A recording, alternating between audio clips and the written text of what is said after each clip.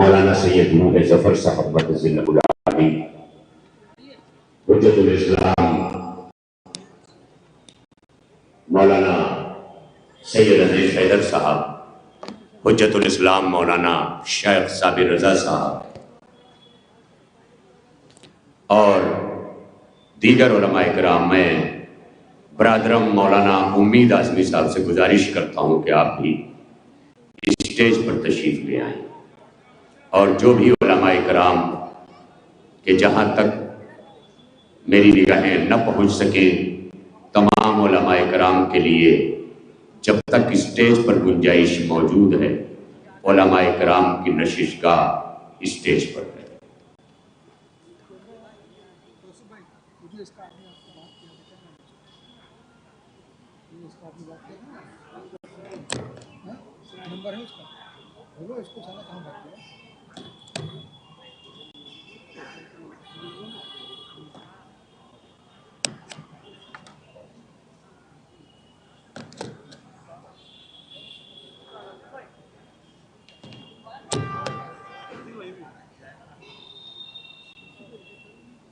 گر جائے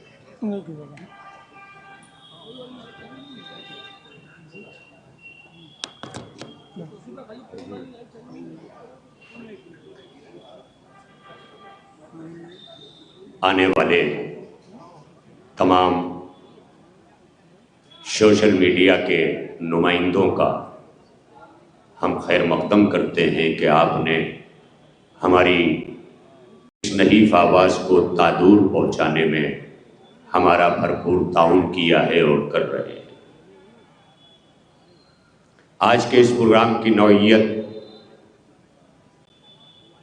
اپنے ایک مخصوص وقت میں یہ پروگرام تمام ہوگا، جس میں وقت کی نوعیت کو ملحوظ رکھتے ہوئے اپنے وقت معینہ پر تمام ہوگا۔ علماء کرام جو تشریف لا رہے ہیں ان سے گزارش ہے کہ اسٹیج پر تشریف لے آئیں۔ چند ہی لمحوں میں آج کے صدر جلسہ حجت الاسلام والمسلمین آقائے مہدی مہدوی پور مدذل العالی، نمائندہ رہبر معظم، نمائندہ ولی فقیہ در ہند تشریف لا چکے ہیں اور لمحوں میں ہی قبلہ اسٹیج پر تشریف لے آئیں گے۔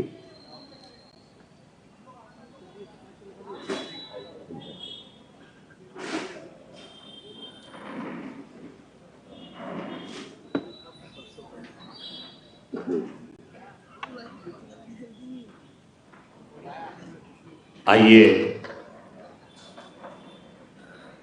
پروگرام کا آغاز بلا تاخیر کیا جائے۔ اب تک آپ حضرات یہ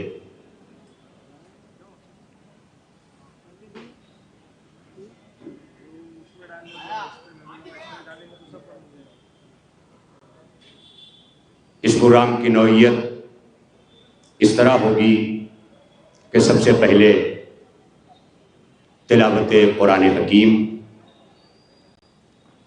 پھر مختصر سی دو تین تقاریر ہوں گی جو پیغامات پر مشتمل ہوں گی، جو آج کے حوالے سے مذمت اور احتجاج کا یہ سلسلہ ہے، اور مذمت و احتجاج کی کیفیت لیے ہوئے یہ جلسہ منعقد کیا جا رہا ہے، لہذا اس پر 3 تقاریر ہوں گی، اور چوتھی تقریر جو مکمل طور پر آج ہمارے بیچ حجت الاسلام والمسلمین آقائے مہدوی پور مدذل العالی فرمائیں گے۔ تو نظمیں ہوں گی اور اسی کے ساتھ ساتھ آخر پروگرام میں ایک نوحہ پیش کیا جائے اور نوحے کے فوراً بعد انشاءاللہ دعائیہ کلمات اور تقسیم نذر. یہ ہمارا مختصر سا پروگرام ہے، اس ضمانت کے ساتھ کہ انشاءاللہ پروگرام کو طویل نہیں ہونے دیا جائے گا. اپنے معینہ وقت میں یہ پروگرام انشاءاللہ اختتام پذیر ہوگا. حضرات گرامی قدر، اب میں اشارہ پاتے ہوئے بلا تاخیر اس پروگرام کا آغاز کرنے جا رہا ہوں تاکہ حیات قلوب کا سبب جو آیات قرآنیہ کی تلاوت ہے، جو قلوب کو منور کرتی ہے، کہ جو خوابیدہ دلوں کو جگاتی ہے، جو آیات مردہ دلوں کو زندگی عطا کرتی ہے، اس قرآن حکیم کی آیات کی تلاوت ہوگی کہ تاکہ انسان کے بصارت کے ساتھ ساتھ بصیرت بھی بیدار ہو کر مذمت میں شریک ہو سکے. آئیے حضرات گرامی، سب سے پہلے اس پروگرام کا آغاز جیسا کہ اعلان کیا گیا کہ تلاوت کلام پاک سے کیا جا رہا ہے، اور تلاوت کلام پاک کے لیے برادر عزیز جناب موجز صاحب آپ کے درمیان تشریف لا رہے ہیں. آپ حضرات سے میری ایک مؤدبانہ التماس ہے کہ آپ کی موجودگی اگر مذمت اور احتجاج کو لے کر کے ہے تو احتجاج کی آوازیں ہمیشہ بلند ترین ہوتی ہیں، اور احتجاج پر بھی جو آواز سب سے بلند ہے وہ صلوات کی آواز ہے. اس لیے ایک ایسی صلوات سے آپ آغاز کریں کہ یہاں کی صلوات کی گونج کائنات کو یہ بتا سکے کہ تلاوت کلام پاک ہونے جا رہی ہے. پر محمد و آل محمد صلوات.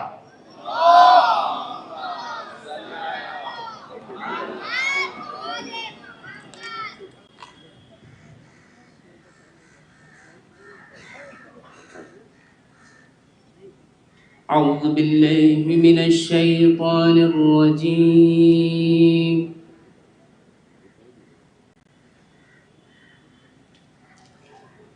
بسم اللہ الرحمن الرحیم.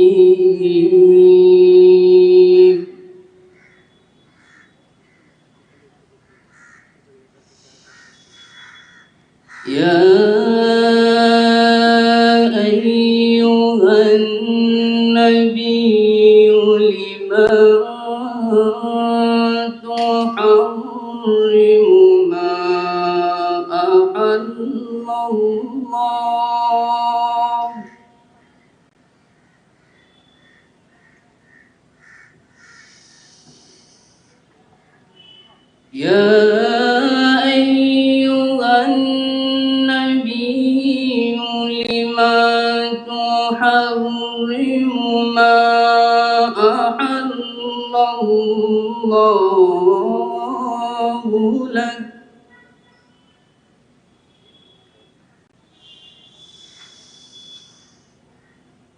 نبتغي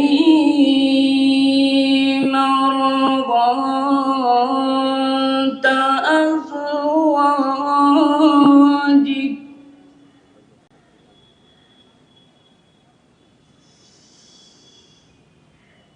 والله غفور رحيم.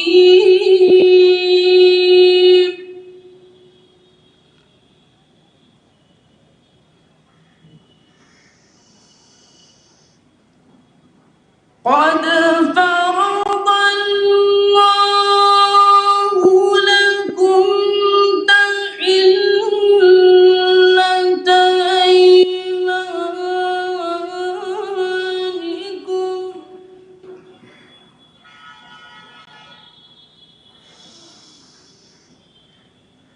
والله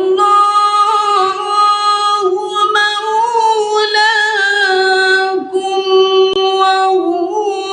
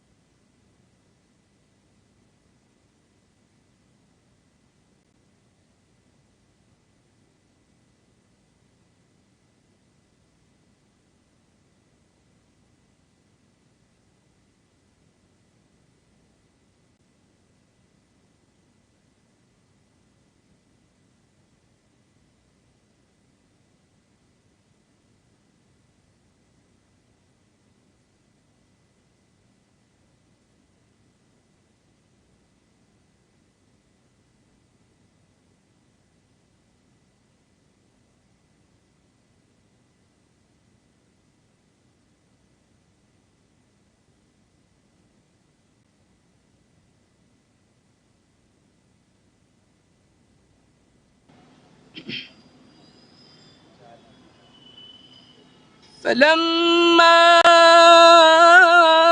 نبأها به قالت من أنبأك هذا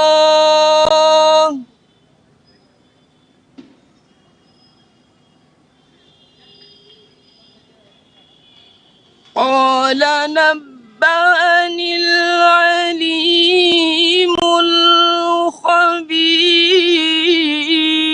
الخبير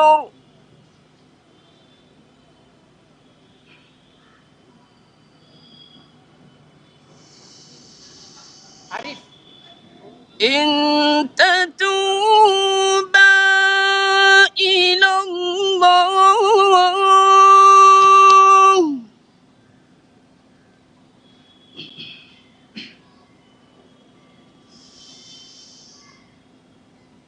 إن تتوبا إلى الله فقد صغت قلوبكما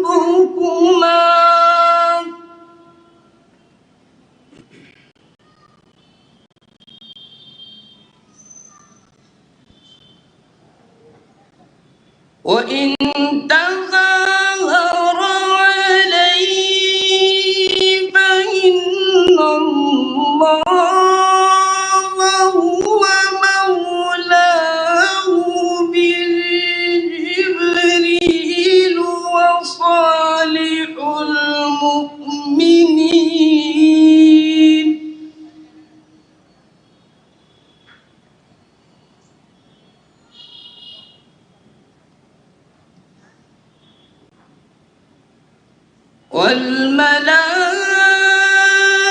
والملائكة بعد ذلك ظهير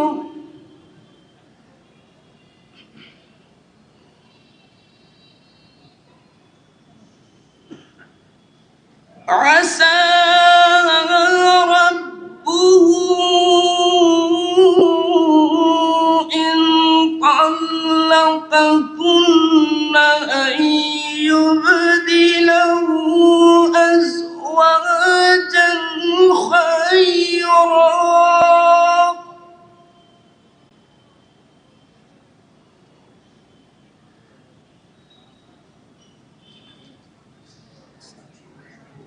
أزواجا منكن مسلمات مؤمنات قانتات تائبات عابدات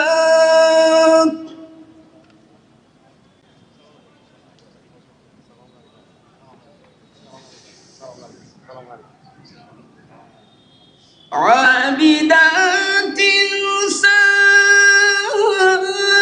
سائحات ثيبات وأبكارا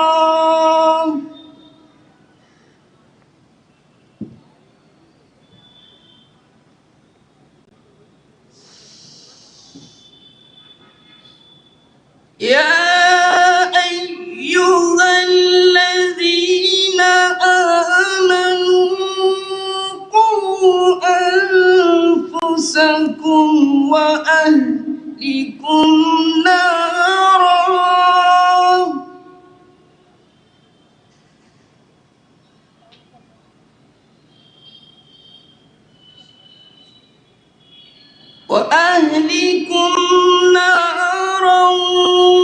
وقودها الناس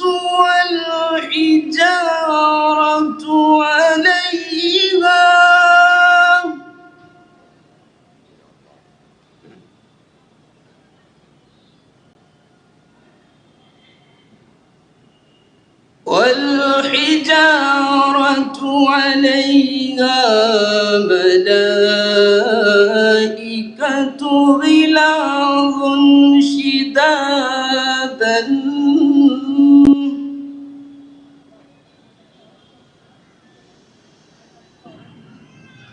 الحجارة عليها ملائكة غلاظ شداد لا يعصون الله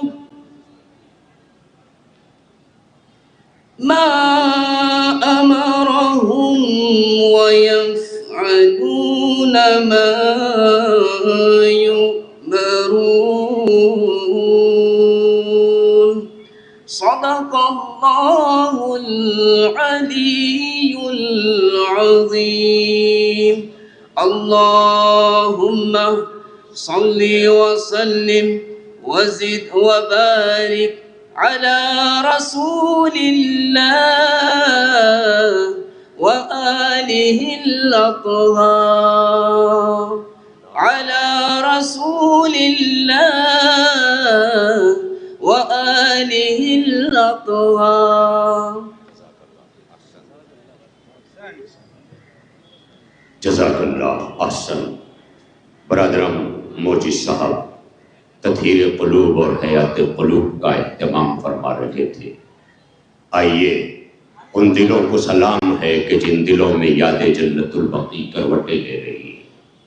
ان دلوں کو سلام کہ جو قبر زہرا سلام اللہ تعالیٰ علیہ کے لیے بے چینیاں محسوس کر رہے ہیں. 100 سال مکمل ہو گئے کہ جب سے آج تک ہم گریہ گناہ ہیں. سن 1344 ہجری کی وہ گھڑی کہ جب آل سعود نے وہابیت کا لبادہ اوڑھ کر پورے بر صغیر اور مڈل ایسٹ میں پوری دنیا نے دیکھا کہ جو اس نے وہابیت، بہائیت اور قادیانیت کے ذریعے اسلام کے مقابلے میں یہ برطانوی نظریات لا کر کھڑا کیا. کل بھی شہزادی مظلومات تھیں اور یقیناً یہ بکس کی آندھیاں جو مسلسل کلمہ گویوں کے درمیان سے چلتی رہی، اس آندھی نے یہاں تک کیا کہ پہنچ کر سرزمین مدینہ منورہ پر شہزادی کونین حضرت فاطمہ زہرا سلام اللہ تعالیٰ علیہ کے روضے کو مسمار کیا اور 4 ائمہ علیہ السلام کی قبور مطہر کو کہ بنے ہوئے گنبدہائے مطہرہ کو تاراج کیا. اور اسی کے ساتھ ساتھ اسلام کی وہ عظیم المرتبت ہستیاں کہ جن کے اسماء تاریخ میں نقش ہیں، جسے ابھی علماء کرام کے ذریعے آپ سماعت فرمائیں گے. پروگرام کی تفصیلات میں آپ کے ان تمام تر جذبوں کو جلا ملے گی کہ جسے سمیٹ کر آپ یہاں تشریف لائے ہیں. حضرات گرامی قدر، میں زیادہ وقت نہ لیتے ہوئے فقط اتنا کہنا چاہتا ہوں کہ آخر تک آپ کو بیٹھ کر اس مذمت اور احتجاج کے پروگرام میں اپنی حصے داری کو پیش کرتے ہوئے پیشے شہزادی کونین حضرت فاطمہ زہرا سلام اللہ تعالیٰ علیہ اپنا خراج دل پیش کرنا ہے. آئیے، چونکہ میں نے تعارف میں پیش کیا تھا کہ میرے یہاں جو تقاریر ہیں مختصر سی مختصر، وہ 3-4 تقاریر ہیں کہ جس میں ایک تقریر ہے کہ جسے آپ اردو خطابت کے آئینے میں سماعت فرمائیں گے. اور میں سمجھتا ہوں کہ کوزے میں سمندر کو یکجا کرنے کا جو محاورہ ہے وہ ہم اپنے اکابر علماء سے اکثر ان کے بیانات کے ذریعے حاصل کرتے ہیں. اور یقیناً آج ہمارے بیچ دبیر معظم مفکر اسلام حجت الاسلام والمسلمین مولانا سید حسین مہدی حسینی صاحب مدث اللہ العالی تشریف فرما ہے. اور گزشتہ کی طرح اس سال بھی انتظامیہ نے میں تمام نوجوانوں کو کہ جو اسنا اشری یوتھ فاؤنڈیشن کے ذمہ داران ہیں کہ جنہوں نے بہترین سے انتظامات کو پیش کیا ہے، اللہ ان سے اس صحیح کو قبول کرے، اس کوشش کو قبول کرے. آنے والے تمام علماء کرام کا یوتھ فاؤنڈیشن استقبال کرتی ہے اور تمام مومنین کا خیر مقدم کرتی ہے. آئیے حضرات، کچھ نہ کہتے ہوئے فقط اتنا کہوں کہ بغض ہمیشہ ہارا ہے محبتوں سے، اور یہاں محبت کرنے والا مجمع ہے. آج یہ ثابت کرے گا کہ آل محمد علیہ السلام سے بغض کی ایک قدیم تاریخ رہی ہے، اس کے باوجود بھی چونکہ محبت کامیاب ہوتی ہے، آج محبت کرنے والے یکجا ہیں، اور آج پورے دنیا کے افق پر جو مناظر آپ کے سامنے ہیں وہ کہیں نہ کہیں سے کروٹیں لے کر اس بات کا یقین بھی دلا رہے ہیں کہ آنے والا وہ وقت دور نہیں کہ جب انشاءاللہ ہر انسان بقیہ کی تعمیر میں کوئی تن سے، کوئی من سے، کوئی دھن سے حصہ لیتا ہوا دکھائی دے گا، اور جو کچھ نہ کر سکے گا مجھے یقین ہے کہ وہاں مزدوری کرتا ہوا دکھائی دے گا، اور شہزادی کے اس روزے کی مزدوری میں بھی اگر ہمیں شامل کر لیا جائے تو مقصد حیات کی تکمیل ہو جائے۔ آئیے حضرات، اب زیادہ دیر تک مخل نہ رہتے ہوئے میں بڑے ہی ادب و احترام سے آج کے اس جلسے کی نوعیت اور اس کا جو پہلو ہے، اور وہ پہلو کہ جو علماء کرام سے ہم نے ہمیشہ سماعت کیا ہے، ان افکار کو سماعت کے لیے لے چلیں بارگاہ حجت الاسلام والمسلمین مولانا سید حسین مہدی حسینی صاحب مدثر العالی کی آپ سے گزارش ہے کہ تشریف لائیں اور آج کے اس جلسے کی نوعیت پر اپنے بیان سے ہم سب کو مستفیض فرمائیں۔ بر محمد و آل محمد صلوات۔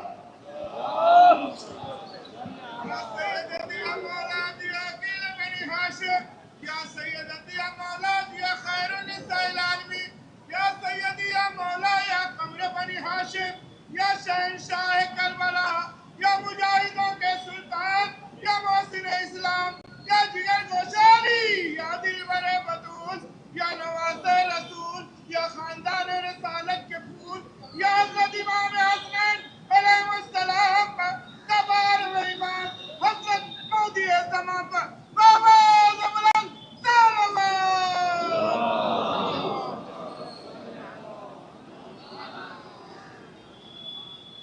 لا حول ولا قوة إلا بالله العلي العظيم۔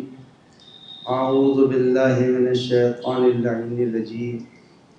بسم الله الرحمن الرحيم۔ الحمد لله رب العالمين، والعاقبة للمتقين، والنار للعاصين والملحدين، والصلاة والسلام على أشرف الأنبياء والمرسلين، خاتم النبیین بالقاسم محمد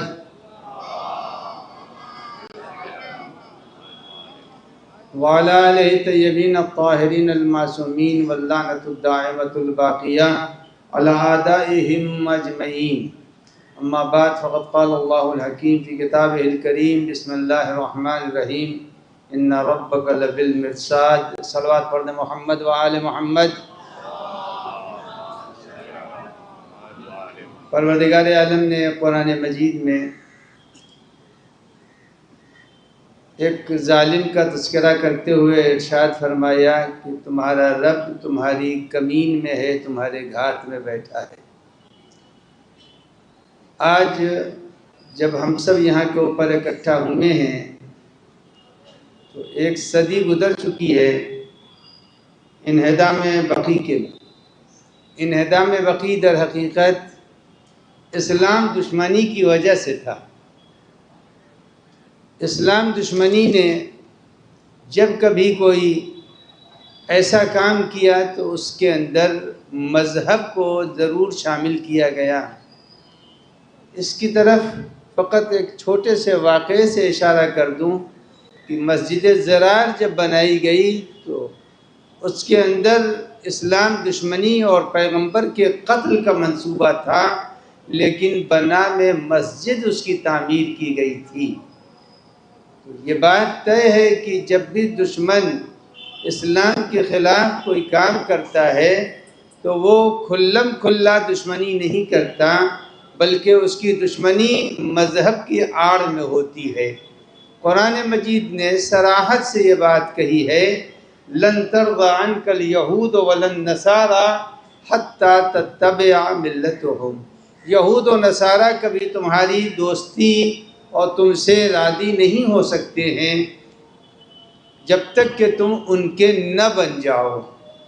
تو قرآن مجید نے قانون پیش کر دیا کہ یہود و نصارہ کی رضایت اور ان کی خوشنودی کا راز صرف یہی ہے کہ تم ان کے بن جاؤ تو وہ تم سے راضی رہیں گے، اور جب تک تم ان کے نہیں بنو گے وہ تم سے کبھی راضی نہیں ہو سکتے۔ وہابیت در حقیقت یہ ایک ایسے نظام کا نام ہے جس کو سامراج نے، برطانیہ نے اور اسلام دشمن طاقتوں نے ایجاد کیا تھا بنام وہابیت، اور یہ وہابیت اب اس صدی میں اور ماشاءاللہ فروغ پا رہی ہے، اور سمجھ میں آ رہا ہے کہ یہودیت اس وقت بالکل آیہ کریمہ کی مصداق بنی جا رہی ہے۔ آپ دیکھ لیجئے، قرآن نے صراحتاً کہا وہ تم سے کبھی راضی نہیں ہوں گے جب تک کہ تم ان سے ان کی خوشنودی اور ان کی رضایت اگر چاہتے ہو ان کے جیسے بن جاؤ۔ آج سعودیہ کے اندر جس قدر بھی خرافات اسلام کے خلاف ہو سکتی ہیں وہ ساری کے ساری خرافات اسلام کے خلاف ہو رہی ہے، ڈانس ہو رہے ہیں، اور دنیا کے مشہور و معروف افراد پہنچ رہے ہیں، سنیما ہال کھل رہے ہیں۔ حد ہو گئی کہ وہ بورڈ جو لگا دیا گیا تھا کہ اس حدود میں وہ نہیں آ سکتا جو کلمہ گو نہیں ہے، وہ اس کی رعایت بھی نہیں کی گئی، اور مسجد پیغمبر میں ایسوں کو لے جایا گیا جن کا لے جانا قطعاً گوارا نہیں ہے اسلام کو۔ اب پتہ نہیں کن حالات میں وہ جانے والی موجود تھی، لیکن مسجد میں لے جایا گیا، نہ جانے کہاں کہاں انہیں لے جایا گیا۔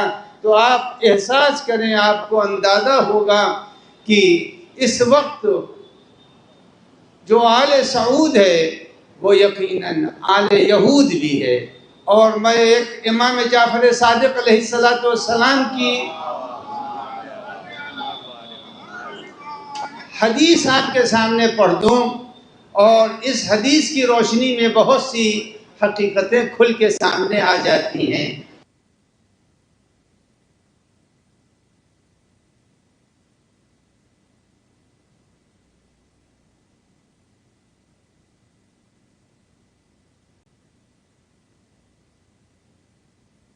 ہم اہل بیت کی دشمنی یہ ملحق کر دیتی ہے، ملا دیتی ہے یہود سے۔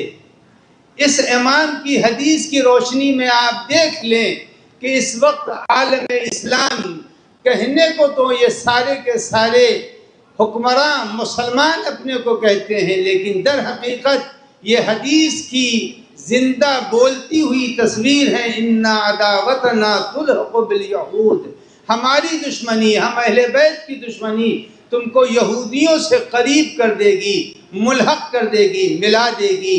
تو اب بتائیے، آج یہودیوں کو خوش کرنے کے لیے اس وقت کیا ہو رہا ہے اس کے بیان کی ضرورت نہیں ہے۔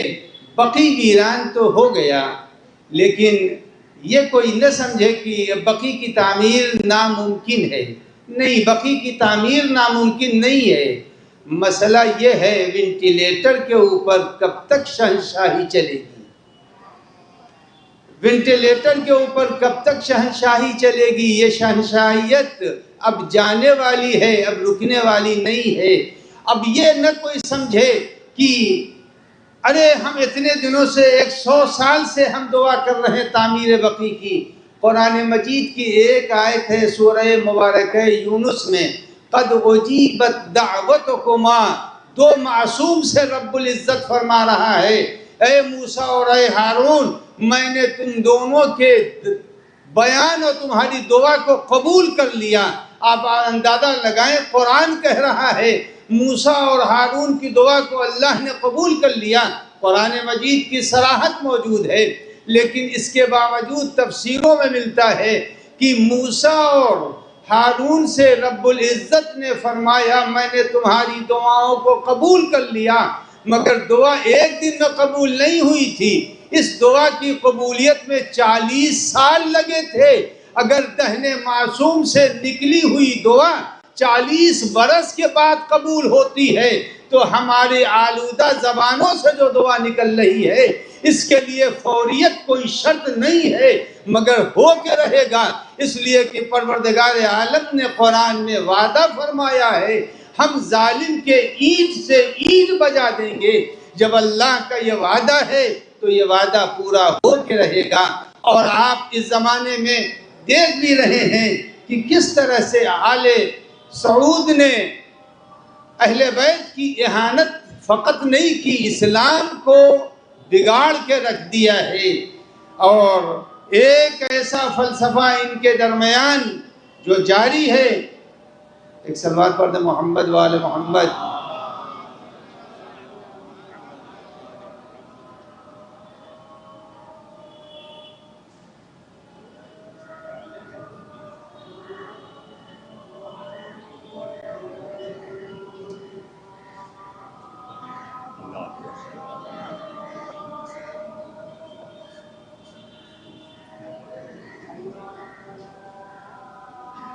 ایک صلوات پڑھ دیں محمد وآل محمد۔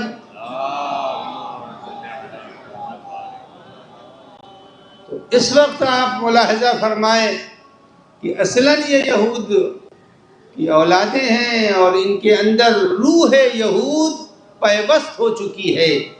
آپ کے سامنے اس وقت تصویر کھل کے سامنے آ چکی ہے کہ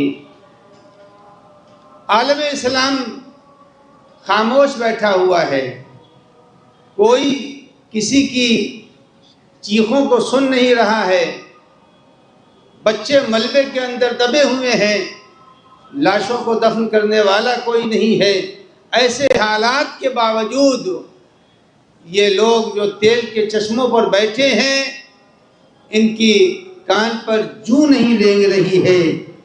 اب میں آپ کے سامنے بڑے اختصار سے کچھ باتیں عرض کر دوں تاکہ پتہ چل جائے کہ یہ سرزمین مدینہ جس کو ویران کیا ہے سعودی نے، جس کی 1 صدی ہو چکی ہے، یہ سرزمین مدینہ آج جس کو مدینہ کہا جاتا ہے، یہ مدینہ آج کا مدینہ کل کا حجاز تھا۔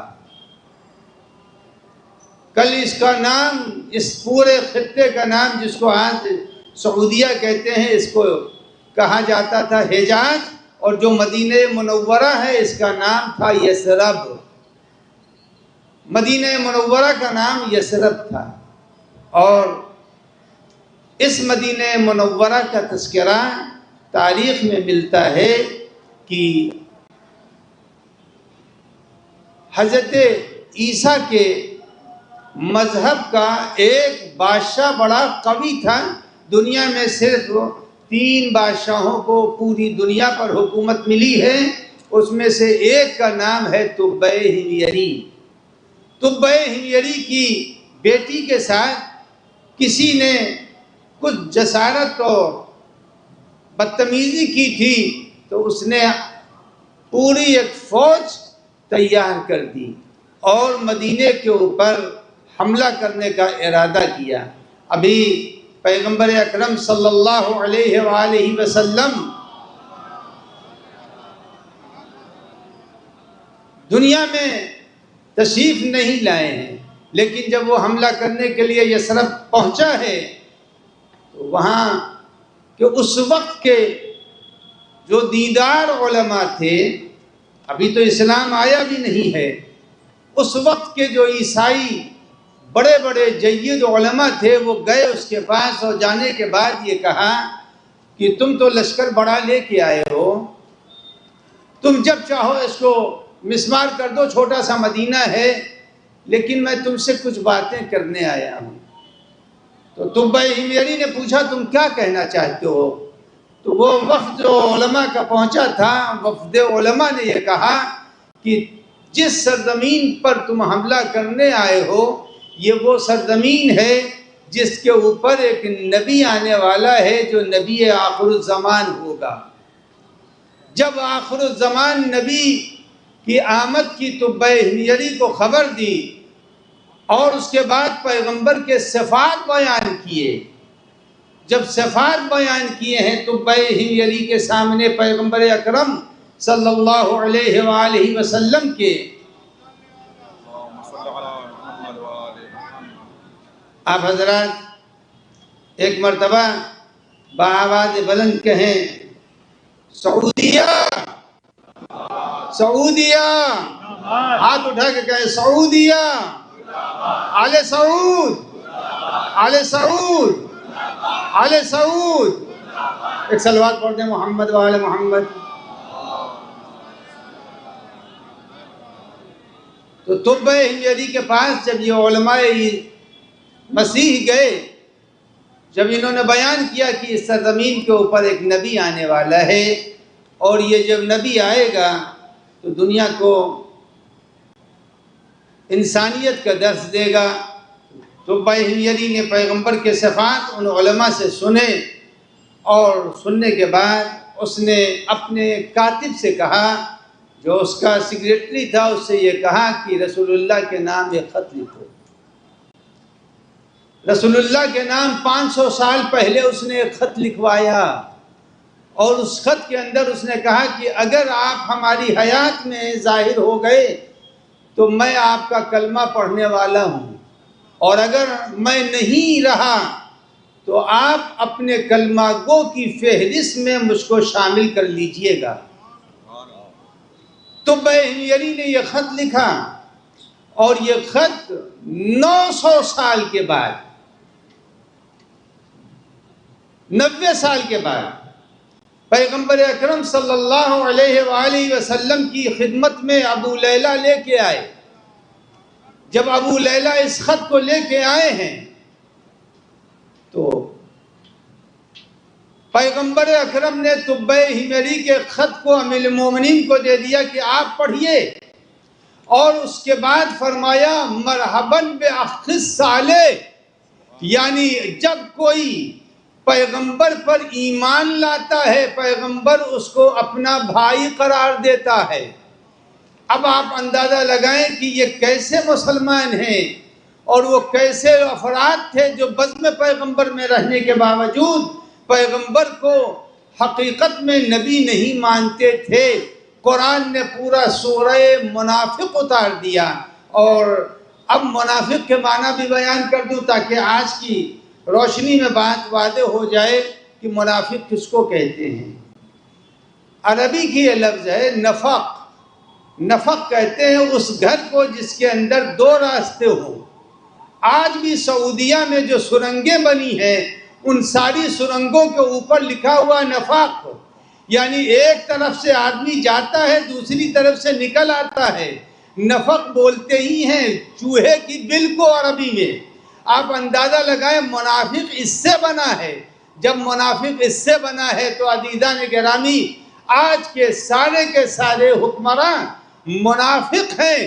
یہ زبان سے تو اسلام کہتے ہیں، مسلمان بتاتے ہیں، لیکن حقیقتاً یہ سارے کے سارے یہودی ہیں، اور ان کے گھروں میں یہودی خواتین پل رہی ہیں، بڑھ رہی ہیں، اور یہودیت کا مزاج ان کے اندر پایا جا رہا ہے۔ تو ابو لیلہ نے اتنے واسطوں کے ساتھ اس خط کو جب امیر پیغمبر کی خدمت میں پیش کیا تو معلوم یہ ہوا پیغمبر کا ہونا ضروری نہیں ہے، بلکہ ضمیر کا زندہ ہونا زندہ ہے۔ اگر ضمیر زندہ ہے تو رسول رہے یا نہ رہے انسان پیغمبر کا کلمہ پڑھ لے گا۔ ایک صلوات پڑھنے محمد و آل محمد۔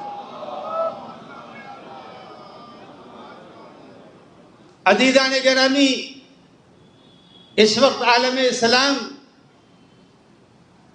پر جو گزر رہی ہے وہ انشاءاللہ بشارت قرار پائے گی، بشارت قرار پائے گی۔ آپ یہ خیال رکھیں کہ یہ سارے کے سارے حکمرانوں کو پہچان لیجئے تاکہ ان سے آپ اندازہ لگائیں گے کہ یہ سارے کے سارے حقیقتاً قرآن کے مخالف ہیں۔ قرآن نے جب صاف کہہ دیا لن ترضی عنک الیہود ولا النصارى، نہ یہود و نصارہ تم سے راضی نہیں ہوں گے۔ اب آپ ان کی خوشنودیوں کی کیفیت کو ملاحظہ فرمائیے۔ سعودی خادم الحرمین کہتا ہے اپنے کو، اور میں تو اسے خائن الحرمین کہتا ہوں کہ یہ خیانت کر رہا ہے۔ اب آپ اندازہ لگائیں، رہبر معظم نے کہا کہ اتنا کرو تم لوگ کہ اس کی تجارت پر ایک حملہ کر دو، اس کی تجارت پر جو چیزیں وہ دنیا میں بیچ رہا ہے ان تمام سامان کا بائیکاٹ کر دو۔ اب آپ رہبر کی بات کے اوپر اتنا توجہ دیں کہ رہبر کی بات پر آپ چاہے متوجہ ہوں یا نہ ہوں، سعودی متوجہ ہو گیا، اس نے اپنا بارکوڈ بدل دیا۔ سعودی کا بارکوڈ بدل دینا اس بات کی علامت ہے کہ وہ ڈرنے لگا کہ ہمارے سامان کا بائیکاٹ ہو رہا ہے، تجارت پر اثر پڑ رہا ہے۔ آپ اندازہ لگائیں کہ کل بدر کی جنگ کا آغاز ہوا تو کیسے ہوا تھا؟ پیغمبر نے یہی تو کیا تھا۔ سب سے پہلی جو ضرب لگائی تھی وہ ضرب ان کی تجارت پر لگائی تھی۔ اب آپ تیار ہو جائیے، اس وقت دنیا کے اندر جو بڑے بڑے سرمایہ دار تیل کے چشموں پر بیٹھے ہوئے حکمراں ہیں، ان کی کیفیت کیا ہے؟ اب میں ذرا سا اس کی طرف اشارہ کر دوں۔ سعودیہ، ایک مرتبہ مرد آباد کا نعرہ تو لگا دیجئے۔ سعودیہ، سعودیہ، آل سعود، آل سعود، آل سعود۔ عزیزان گرامی، آپ سب مجھ سے بہتر جانتے ہیں سعودیہ اور اسرائیل کے درمیان سالانہ جو سال گزرا ہے 22 اور 23 میں سعودیہ نے اسرائیل کے ساتھ $800 ملین کی تجارت کی ہے۔ اب آپ اندازہ لگائیں کہ $800 ملین کی تجارت کرنے والا اسرائیل سے، وہ اسلام کا طرفدار نہیں ہے بلکہ اسلام کا دشمن ہے۔ $800 ملین کی تجارت ہو رہی ہے سعودی اور اسرائیل کے درمیان، اور یہی نہیں، اپنی فضا کو بھی کھول دیا ہے۔ اب آئیے، یہ ایک بالش کا ملک اور خیرات پر پلنے والا ملک اردن، اس بدبخت نے سعودیہ سے جو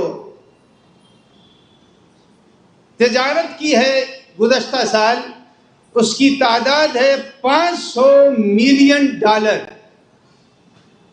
$500 ملین کی تجارت۔ اور ابھی ایران نے جو اسرائیل کے اوپر حملہ کیا تھا، اس حملے کو روکنے کے لیے اس نے اپنے سارے نئے سسٹم کو کھول دیا تھا، اور یہی اسی نے نہیں بلکہ یو اے ای نے بھی کیا، سعودیہ نے بھی کیا، اپنے آواز کو کھول دیا۔ اب آئیے، ترکی جو اپنے کو خلافت عثمانیہ کا ٹھیکیدار سمجھ رہا ہے، اب میں تو اسے بالکل منافق کہہ رہا ہوں، بغیر کسی چون و چرا کے، یہ ترکی کا ذلیل حکمراں، اس نے اسرائیل سے اس گزشتہ سال جو 4 مہینے پہلے والا جو سال تھا، اس میں اس نے $600 ملین کی تجارت کی ہے۔ آپ اندازہ لگائیں کہ یہ مسلمان نہیں ہیں، یہ اسلام دشمن نہیں ہیں، یہ قرآن کی جیتی جاگتی تصویریں ہیں۔ قرآن نے بتا دیا ہے کہ یہ منافق ہیں، یہ جیتی جاگتی تصویریں ہیں، یہ اسلام کے خائن ہیں۔ اب $600 ملین کی تجارت ترکی نے کی ہے اور اپنے کو سربراہ حکومت اسلامیہ بنانے کی دوڑ میں لگا ہوا ہے۔ اب آپ کو خدمت میں عرض کروں، جس وقت غزہ کے اندر لوگ بھوکے مر رہے تھے، جب ان کے اوپر بمباریاں ہو رہی تھی، اس وقت ترکی نے سبزیوں کی بھرے ہوئے جہاز بھیجے ہیں، پھلوں کے جہاز بھیجے ہیں، یہ ہے ٹرکی کی کیفیت۔ اب آئیے میں آپ کی خدمت میں عرض کر دوں کہ مصر قدیم موسیٰ کا ملک ہے۔ مصر نے 300 ملین ڈالر کی اور کچھ ملکوں نے اس سے زیادہ کی تجارت کی ہے۔ ساری تفصیلات میں آپ کی خدمت میں نہیں بیان کر سکتا، بس یہ ذہن میں رکھیں کہ جو کھربوں کی۔ اب آئیے آخری بات میں عرض کر دوں کہ یہ جو UAE ہے، یہ تیل کے چشموں پر بیٹھے ہوئے ناگ جو بیٹھے ہوئے ہیں، انہوں نے اسرائیل سے 1 ارب ڈالر کی تجارت کی ہے، 1 ارب ڈالر کی۔ اب آپ اندازہ لگائیں کہ یہ جتنے بھی اسلامی ممالک ہیں، یہ در حقیقت اسلامی ممالک نہیں ہیں، بلکہ اسلامی ممالک میں ان حکمرانوں کو امریکہ اور برطانیہ نے بٹھلا دیا ہے کہ وہ تم کو کرنا ہے جو ہم کہیں گے، تم کو اسلام کے لیے کچھ نہیں کہنا ہے۔ عزیزان گرامی، جب اربوں خربوں کی تجارت اسرائیل سے ہو رہی ہے تو ایسے افراد دین کے کبھی خیر خواہ نہیں ہو سکتے ہیں۔ بس یہاں کے اوپر پھر وہی حدیث میں دہرا کر آپ کی زحمت کو تمام کرنا چاہتا ہوں کہ پروردگار عالم کا نمائندہ الہی امام جعفر صادق علیہ السلام، ایک صلوات پڑھتے محمد و آل محمد۔ حضرت نے کیا فرمایا؟ اِنَّ عَدَاوَتَنَا تُلْحِقُ بِالْيَهُودِ۔ یاد رکھو، اگر یہودیوں سے کسی کا ذرہ برابر بھی ربط ہے تو یہ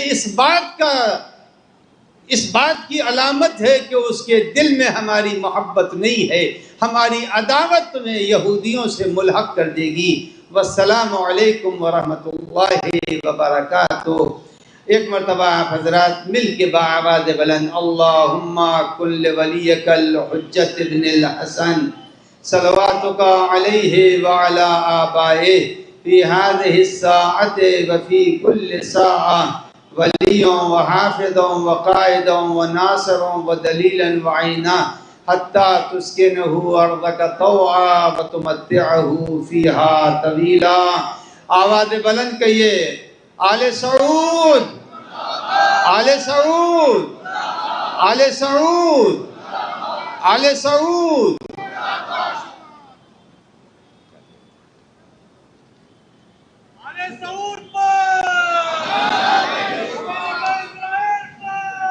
لعنت۔ دیکھیے، اس بات کا ثبوت تو آپ کو دینا ہی ہے، کیونکہ اعلان ہے کہ یہ جلسہ احتجاج ہے، اور احتجاج کا مطلب یہ ہوتا ہے کہ پورا وجود سراپا احتجاج بنے، جس میں آوازیں اتنی بلند ہو کہ ہم دنیا کو یہ بتا سکیں کہ یہ محبت اہل بیت بول رہی ہے۔ ابھی قبلہ و کعبہ حجت الاسلام مولانا سید حسین مہدی حسینی صاحب مجدد اللہ العالی نے فرمایا، اور 2 بار اس حدیث مبارک کو کوٹ کیا کہ جس میں آپ نے فرمایا کہ ہمارا بغض تمہیں یہودیوں سے قریب کر دے گا۔ تو یہ یہود و نصارہ سے جو قریب تر ہیں، ان کا یہ عمل بتاتا ہے کہ یہ بغض اہل بیت کے مارے ہوئے لوگ ہیں۔ لیکن جب ہم مرد آباد کے نعرے لگائیں تو کم از کم آواز میں اتنی طاقت ہو کہ مرد آباد کا نعرہ وہی لگا سکتا ہے جو زندہ آباد ہو۔ لہذا سارے ہاتھوں کو بلند کر کے کہیں آل سعود، آل سعود۔ یہ آپ کی آواز یہاں سے پورے دشمنان اسلام تک پہنچنا ہے، اور آج کے دور میں پہنچ رہی ہے۔ ایک خفیہ سانسیں بھی آپ لے رہے ہیں تو پہنچ رہی ہے۔ آپ اس بات کا یقین رکھیں کہ آپ کی آواز صرف یہی نہیں ٹھہری ہوئی ہے، بلکہ اپنے اصل ہدف تک جا رہی ہے۔ لہذا پوری قوت کے ساتھ ایک بار پھر میرے ساتھ مل کر کے نعرہ بلند کیجئے، آل سعود، آل سعود، آل سعود۔ سلامت رہیں آپ کا یہ جذبہ، آپ کا یہ جوش، آپ کا یہ احتجاج سلامت رہے، اور آپ اسی طرح تادم آخر ظالموں کی مذمت کرتے رہیں، آل سعود کی مذمت کرتے رہیں، اور یہ بتاتے رہیں کہ اگر تمہارا بغض آل محمد کے مقابلے میں یوں ہی بڑھتا رہے گا تو یاد رکھنا کہ جیسے کل پورے جزیرہ نمائے عرب میں ایک سلمان کافی تھا، ویسے آج تم سب کے لیے ایک ایران کافی ہے۔ اور یہ اس بات کا سبب بولیں سارے، اس وقت پوری کائنات بول رہی ہے، اور انشاءاللہ وہ دن آئے گا کہ چاہے ٹیبل پر بیٹھ کر ایران ہی جنت البقیع تعمیر کروائے گا، یا انشاءاللہ فتح کرنے کے بعد ایران ہی کے حصے میں جنت البقیع کی تعمیر آئے گی۔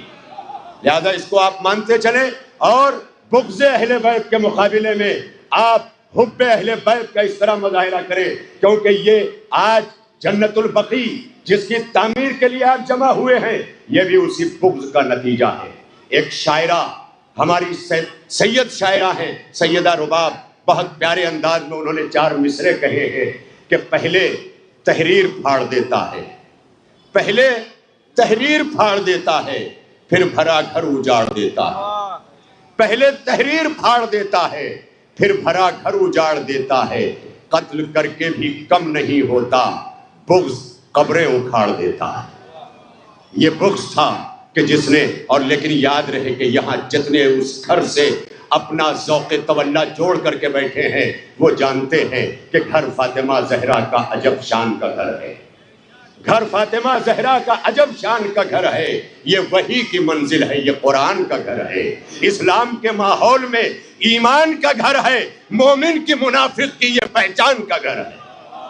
اب آپ کیسے بول رہے ہیں مجھے نہیں پتا، میں نے کہا تھا کہ زندہ باد والوں سے میرا خطاب ہے، آج مردہ باد وہی کہے گا جو خود زندہ باد ہے، اور زندہ باد ہونے کے لیے ضرورت ہے کہ ظالموں کے خلاف اپنی آواز بلند کی جائے۔ گھر فاطمہ زہرا کا عجب شان کا گھر ہے، یہ وحی کی منزل ہے، یہ قرآن کا گھر ہے، اسلام کے ماحول میں ایمان کا گھر ہے، مومن کی منافق کی یہ پہچان کا گھر ہے۔ کچھ لوگ مرے جاتے ہیں اس رنج و محن میں، اس گھر کا جو دروازہ ہے مسجد کے صحن میں۔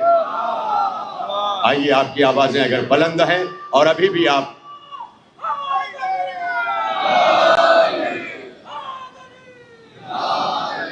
میں کیا کروں، کبھی کبھی یہ آوازوں کے لیے مولا پروردگار ہر سینے میں میری گونجتی ہوئی آواز رکھ دے، جہاں تک تقسیم ہو سکتی ہے ہو جائے۔ میں اپنے تمام اسٹیج پر تشریف فرما علماء کرام کے جذبوں کو دیکھ رہا ہوں کہ جس طرح سے ایک ایک مقام سے نکل کر مضافات سے یہاں سر شام آ کر کے بیٹھے ہیں۔ میں اس قوم سے کہنا چاہتا ہوں کہ اتنی تعداد میں علماء کرام آپ کے آگے آگے نمائندگی کرنے کے لیے مجبور ہیں، بس آپ کو اپنے جذبوں کو بیدار کر کے آگے آنا ہے اور یہ بتانا ہے، اور جب نام علی آئے تب تو اس طرح سے مچلنا چاہیے کہ جب میں بمبئی اچھا ایک طرف اسپاجیلیت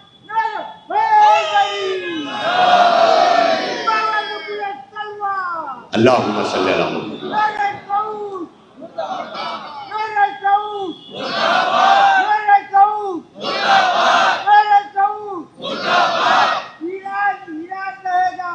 ایران فتح آپ رہے گا، ایران ایسا ہے جو نابود کرے گا، ایران ایران رہے گا، ایران کا مرتبہ پوری دنیا میں قائم رہے گا، ایران زندہ باد زندہ باد زندہ باد۔ آئیے حضرات، زیادہ وقت نصر کرتے ہوئے ہمارے درمیان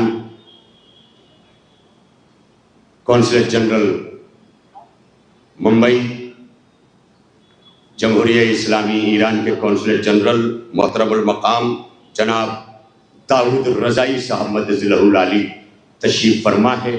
میں خدمت عالی میں گزارش کر رہا ہوں محترم المقام آقائے داؤد رضائی صاحب مدظلہ العالی سے کہ تشریف لائیں اور آ کر اپنے پیغامات سے پیغام رسانی انشاءاللہ آپ کے ذریعے ظاہر ہے کہ آپ جمہوریہ اسلامی ایران کے کونسلر جنرل ہیں ممبئی میں۔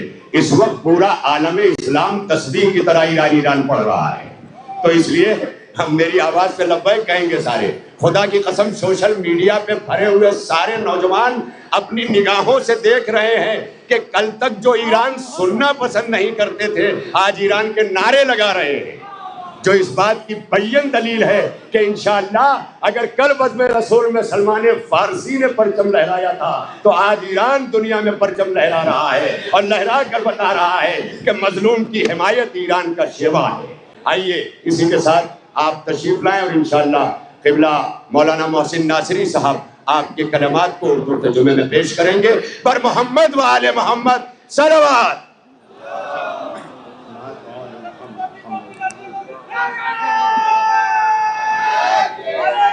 کیسے چلے گئے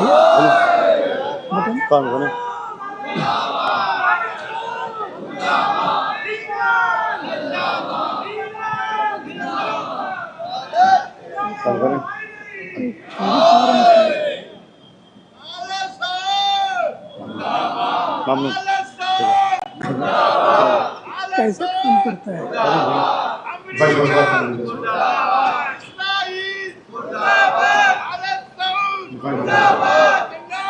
ارے بھائی, ارے یہ کیسے کام کر رہا ہے. تمہاری شخصیت کا دم ہمیشہ نام پائے گی. تمہاری شخصیت کا دم ہمیشہ نام پائے گی. حیات جاودہ اب تا قیامت مسکرائے گی. سپر پاور صفر پاور نظر آئے گا امریکہ. سپر پاور صفر پاور نظر آئے گا امریکہ. تمہاری موت بھی ایران کی طاقت بڑھائے گی.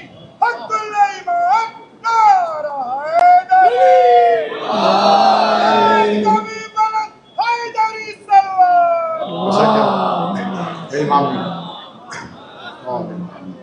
اعوذ باللہ من الشیطان الرجیم. بسم اللہ الرحمن الرحیم. الحمدللہ رب العالمین والصلاة والسلام علی سیدنا و مولانا ابو القاسم محمد و علی اهل بیت الطاهرین المعصومین.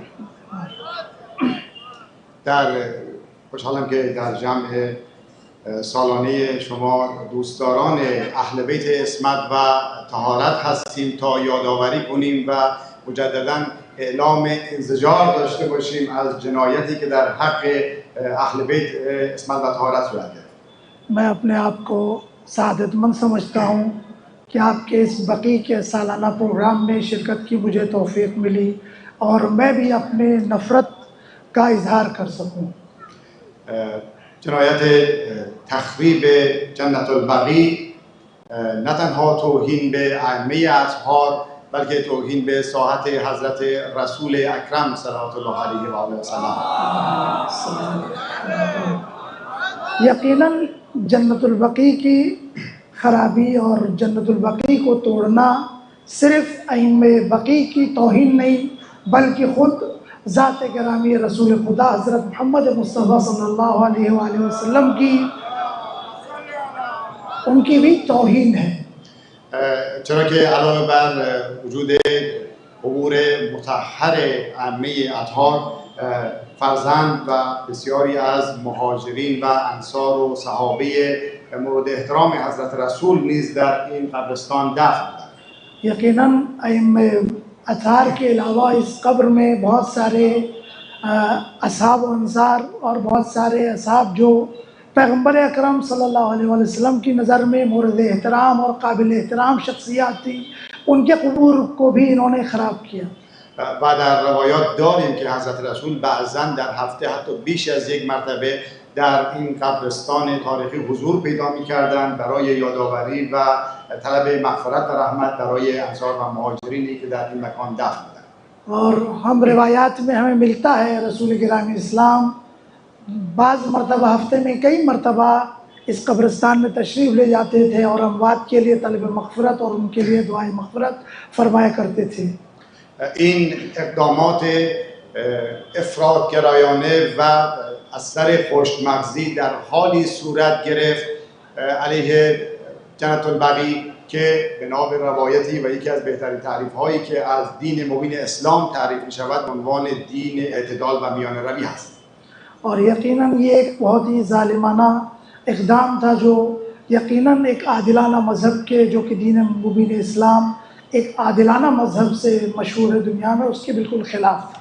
خداوند متعال در سوره بقره آیه 142 می‌فرمایند که وجعلناکم امة وسطا و شما را امت میانه قرار دادیم. سورہ بقرہ میں پروردگار عالم فرماتا ہے سورہ بقرہ آیت نمبر 142 میں کہ ہم نے تم کو امت وسط قرار دیا۔ و از حضرت علی علیه السلام شهید راه عدالت هم نقل شده که شما جهال و نادانان را نمی‌بینید جز در حالت افراط و تفرید. ولا ترى جهال الا افراط و مفرط و افراط. یقیناً شہید راہ ہدایت عدالت مولا کائنات امیر المومنین سے بھی یہ روایت ہے کہ کہتے ہیں کہ آپ جاہلوں کو نہیں دیکھیں گے مگر وہ زیادہ روی یا کم روی افراط و تفرید کرتے ہوئے انہیں آپ پائیں گے۔ و در طول تاریخ اسلام نیز بیشترین ضربه به اسلام به اهل بیت اسمت و طهارت به مسلمین از جانب همین جهال و نادانان افراطی صورت گرفت. اور یقیناً مذہب اسلام دین مبین اسلام کو جو سب سے زیادہ نقصان پہنچایا انہی افراد گر لوگوں نے اور انہی کے ذریعے سے اسلام کو بہت زیادہ نقصان پہنچا۔ تجربه تاریخ اسلام، تاریخ معاصر و حال حاضر ما نشان می‌دهد که کسانی که این اقدامات افراطی رو انجام میدن یا در راستای منافع دشمنان مسلمین هستند و یا توسط دشمنان مسلمین ایجاد شدند. یقیناً ہم نے تاریخ میں اسے پایا ہے جو لوگ اس طرح کے اقدام انجام دیتے ہیں اور ظالمانہ اقدام انجام دیتے ہیں یقیناً وہ اسلام دشمنوں کے حق میں یا ان کے حق میں یہ کام انجام دیتے ہیں۔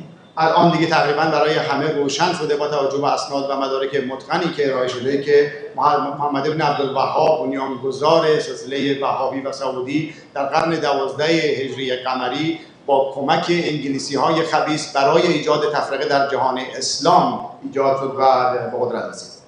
اور اب یہ بات اظہر من الشمس سے پوری دنیا پر واضح ہو گئی ہے کہ عبداللہ ابن وہاب جو ہے اس کو انگریزوں نے مسلمانوں کے درمیان تفرقہ ایجاد کرنے کے لیے اور اختلاف ایجاد کرنے کے لیے اس امر کے لیے اس کو بنایا تھا۔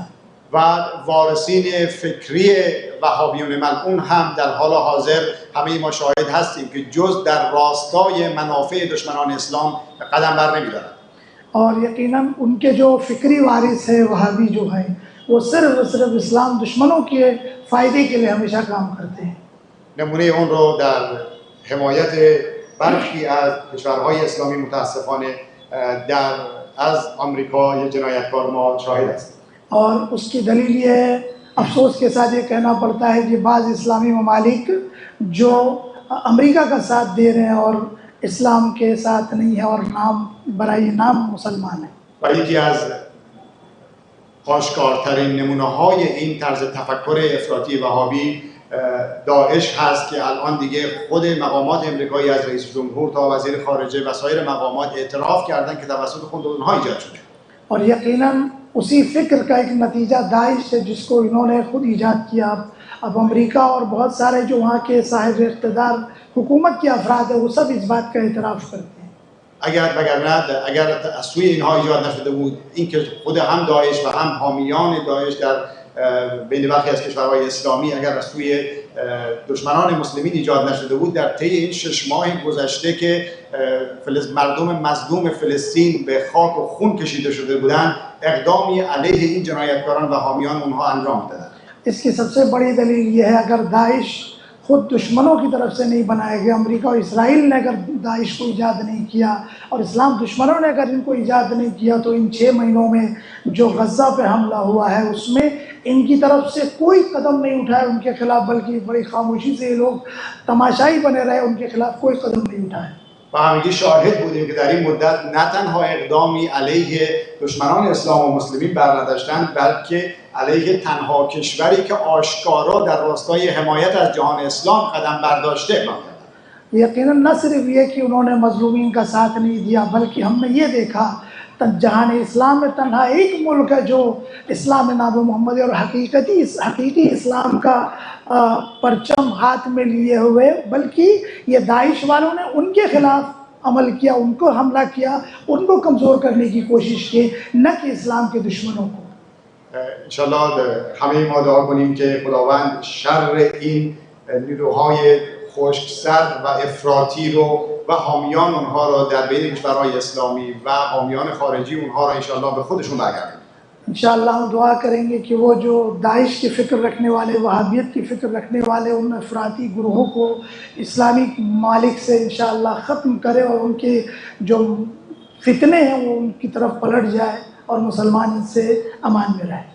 امیدواریم خداوند شرایط رو فراهم کنه که قبور مطهر عمه بقیع و اصحاب پیامبر اسلام صلوات الله علیه و آله و سلم بازسازی بشه و به شکل آبرومندی و همه ما و این جمع توفیق رو پیدا کنیم که انشاءالله در این محیط نورانی حضور پیدا کنیم و طلب رحمت و مغفرت کنیم، هم برای همه خودمون و برای کل جهان اسلام انشاءاللہ. اس امید کے ساتھ انشاءاللہ ایک دن ایسا آ جائے کہ بقیع کی دوبارہ تعمیر ہو، ہم آبرومندانہ اور عزت و آبرو کے ساتھ وہاں جائیں اور ائمہ بقیع کے قبور کی زیارت کریں، اپنے لیے، اپنے آباء و اجداد کے لیے دعائے طلب مغفرت کریں. السلام علیکم ورحمۃ اللہ.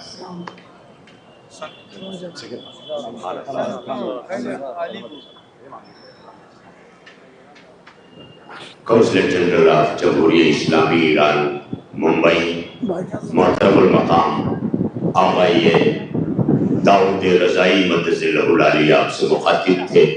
انہوں نے اپنے چند کلمات میں گہرائی و گہرائی سے بڑی دور تک آپ کے افکار کو جوڑا ہے اور انہوں نے یہ بتانا چاہا ہے کہ یقیناً یہ داعش اور یہ وہابیت جیسی طاقتیں، ان کا جب تک خاتمہ ممکن نہیں ہوتا تب تک عالم انسانیت کو چین نصیب نہیں ہوگا. اس کے لیے ضروری ہے، پھر یہ عرض کرتا چلو کہ آج آپ یہاں بیٹھ کر جس بقیہ کی تعمیر کے لیے گفتار کر رہے ہیں، آج بھی حج کے موقع پہ جانے والے دیکھتے ہیں کہ جو تڑپ ایرانی حضرات کے سینے میں بقی کو لے کر کے ہے، وہ تڑپ ہم نے پوری دنیا میں نہیں دیکھی.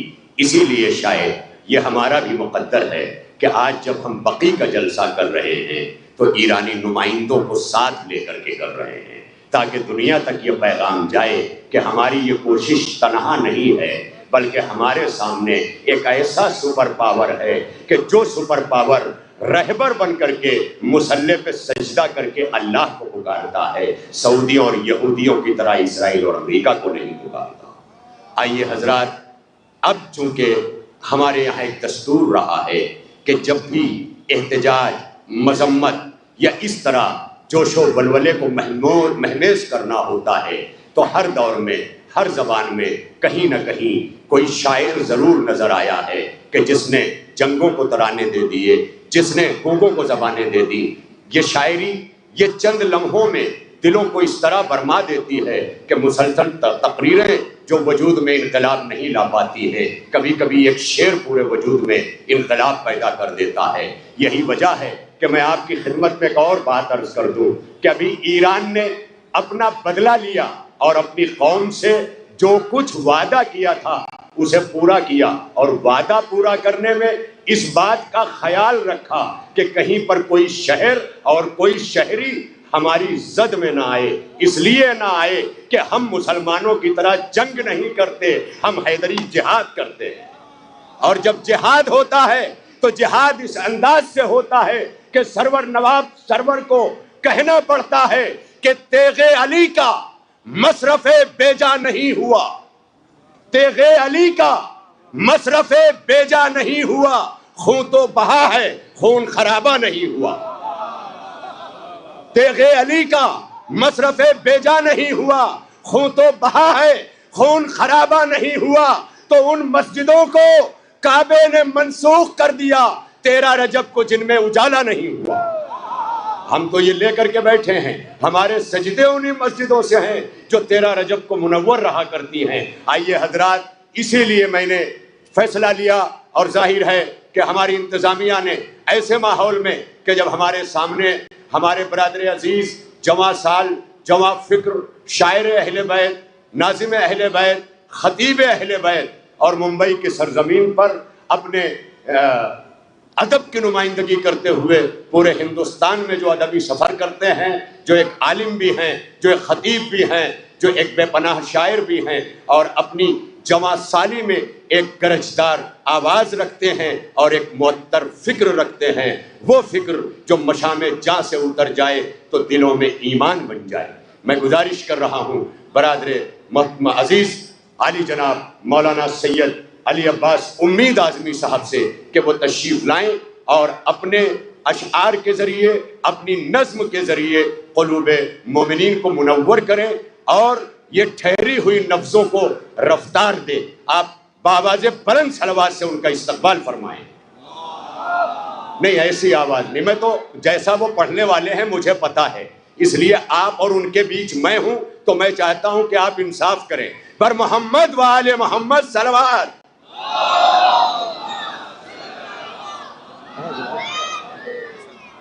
حضرات السلام علیکم۔ ایک نظم سنانی تھی، احتجاجی نظم، لیکن اس سے پہلے ایک دو قطعات چاہتا ہوں حضرات تک پہنچ جائے۔ دیکھیے، ہمارے بڑے بھائی مولانا علی اصغر ادریس صاحب خصوصاً یہ کہہ رہے ہیں آپ یہ جو آوازیں ہیں یہ آواز یقیناً سعودی حکومت کو توڑ کے رکھ دیں گی، بس آپ آوازیں بلند کیجئے۔ میں نے کسی زمانے میں قطع کہا تھا، میں ایسے قبیلے کی امامت نہیں کرتا آواز اٹھانے کی جو جرأت نہیں کرتا۔ اس شخص کو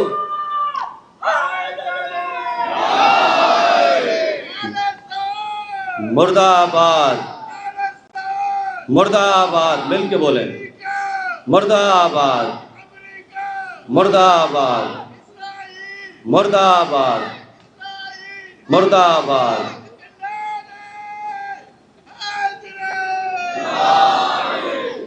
میں ایسے قبیلے کی امامت نہیں کرتا، آواز اٹھانے کی جو جرأت نہیں کرتا۔ اس شخص کو ظالم کا طرفدار ہی سمجھو جو ظلم تو سہتا ہے بغاوت نہیں کرتا۔ تھوڑا سا آپ حضرات لگنا چاہیے کہ آپ احتجاج میں آئے۔ قطع اور سنیے گا، اور دیکھیے آپ حضرات کی بھی شرکت چاہوں گا کہ اے میرے رب جو تیرا حکم تھا ویسا نہ کیا۔ ایک فضائل کا قطع دیکھیے گا لیکن وہ بھی اسی میں شامل ہے کہ اے میرے رب جو تیرا حکم تھا ویسا نہ کیا، جو تیری شان ہے اس شان کا سجدہ نہ کیا۔ سنیے گا، اے میرے رب جو تیرا حکم تھا ویسا نہ کیا، جو تیری شان ہے اس شان کا سجدہ نہ کیا۔ مجھ کو تسلیم ہے مالک کے گنہگار ہوں میں، ہاں مگر دشمن زہرا کو گوارا نہ کیا۔ مجھ کو تسلیم ہے مالک کے گنہگار ہوں میں، ہاں مگر دشمن زہرا کو گوارا نہ کیا۔ آئی آواز میرے بندے آسی امید، آئی آواز میرے بندے آسی امید، مجھ کو معلوم ہے کیا تم نے کیا کیا نہ کیا۔ دشمن فاطمہ زہرا سے عداوت رکھ کے یہ تو اچھا کیا ایمان کا سودا نہ کیا۔ کیا کہنا ہے؟ دشمن فاطمہ زہرا سے عداوت رکھ کے، دشمن فاطمہ زہرا سے عداوت رکھ کے یہ تو اچھا کیا ایمان کا سودا نہ کیا، یہ تو اچھا کیا ایمان کا۔ وہ کوئی نعرہ لگا رہے ہیں تو ذرا قاعدے سے لگا لیجئے، اڑوس پڑوس والے مل کے، سارے مل کے بولے حیدری، آل سعود، آل سعود، آل سعود۔ دو قطعے اور دیکھیں گے، بالکل تازہ قطعے پہلی بار میں پڑھ رہا ہوں، ذرا میں دیکھتا ہوں اس قطعے کی گرج کہاں تک جاتی ہے، خصوصاً وہ افراد جو لائیو سن رہے ہیں یا کسی وجہ سے نہیں آ رہے ہیں، ذرا سنیے گا۔ آپ حضرات دیکھیں گے کہ کیا کہیں گے رسول کے شہدا، دیکھیے گا بالکل پہلی بار پڑھ رہا ہوں، کیا کہیں گے رسول کے شہدا جس گھڑی حال تم سے پوچھے گی، کیا کہیں گے رسول کے شہدا جس گھڑی حال تم سے پوچھے گی۔ شامل احتجاج تھے کہ خاموش 8 شوال تم سے پوچھے گی، شامل احتجاج تھے کہ خاموش، شامل احتجاج تھے کہ خاموش 8 شوال تم سے پوچھے گی۔ اور یہ قطعہ بھی دیکھے گا کہ بعد یزید آل سعود و یہود امید، میں نظم تک آنا چاہتا ہوں، ذرا صاحب حضرات آمادہ رہیے گا۔ بعد یزید آل سعود و یہود امید، آل نبی کو لوٹ گئی تم خاموش تھے، آل نبی کو لوٹ گئی۔ سنیے گا تیسرا چوتھا مصرع، آل نبی کو لوٹ گئی تم خاموش تھے، سوچا ہے کچھ جواب جو پوچھا رسول نے، سوچا ہے کچھ جواب جو پوچھا رسول نے، قبر بطول ٹوٹ گئی تم خاموش تھے، سوچا ہے کچھ جواب جو پوچھا رسول نے، قبر بطول ٹوٹ گئی، تم خاموش تھے۔ اب میں وہ نظم جو مجھے آج سنانا ہے، میں آپ حضرات سے چاہتا ہوں کہ تھوڑا سا آمادہ رہیے گا، وہی احتجاجی ماحول لگنا چاہیے پورے قوت کے ساتھ اور جوش کے ساتھ کہ آپ احتجاج کر رہے ہیں۔ سنیے گا، میں اس نظم کے لیے، میں نے نظم سے کو مربوط کرنے کے لیے پہلے ایک مطلب پڑھتا ہوں اور اسی سے نظم مربوط ہو جائے گی۔ مسدس ہے کہ آل احمد کے طرف دارو نمک خوارو اٹھو۔ سنیے گا آپ حضرات بھی تھوڑا سا اگر شریک ہو جائیں گے تو نظم پہنچ جائے گی۔ آل احمد کے طرف دارو نمک خوارو اٹھو، یا علی کہہ کے شہیدی کے عزادارو اٹھو۔ اب یہاں سے سنیے گا، شامل ہو جائیے گا۔ آل احمد کے طرف دارو نمک خوارو اٹھو، یا علی کہہ کے شہیدی کے عزادارو اٹھو، راہ دشوار ہے پر تم کو تو چلنا ہوگا۔ سنیے گا، راہ دشوار ہے پر تم کو تو چلنا ہوگا، راہ دشوار ہے پر تم کو تو چلنا ہوگا، ظلم اور جور کو پیروں سے کچلنا ہوگا، سر ہتھیلی پہ لیے گھر سے نکلنا ہوگا، سارے طوفانوں کا رخ تم کو بدلنا ہوگا۔ بھائی سنیے گا، سر ہتھیلی پہ لیے گھر سے نکلنا ہوگا، سارے طوفانوں کا رخ تم کو بدلنا ہوگا۔ آج ہیں کل بھی تھے ہم لوگ یہودی کے خلاف، آج ہیں کل بھی تھے ہم لوگ یہودی کے خلاف، یا علی کہہ کے بڑھو شیعو سعودی کے خلاف۔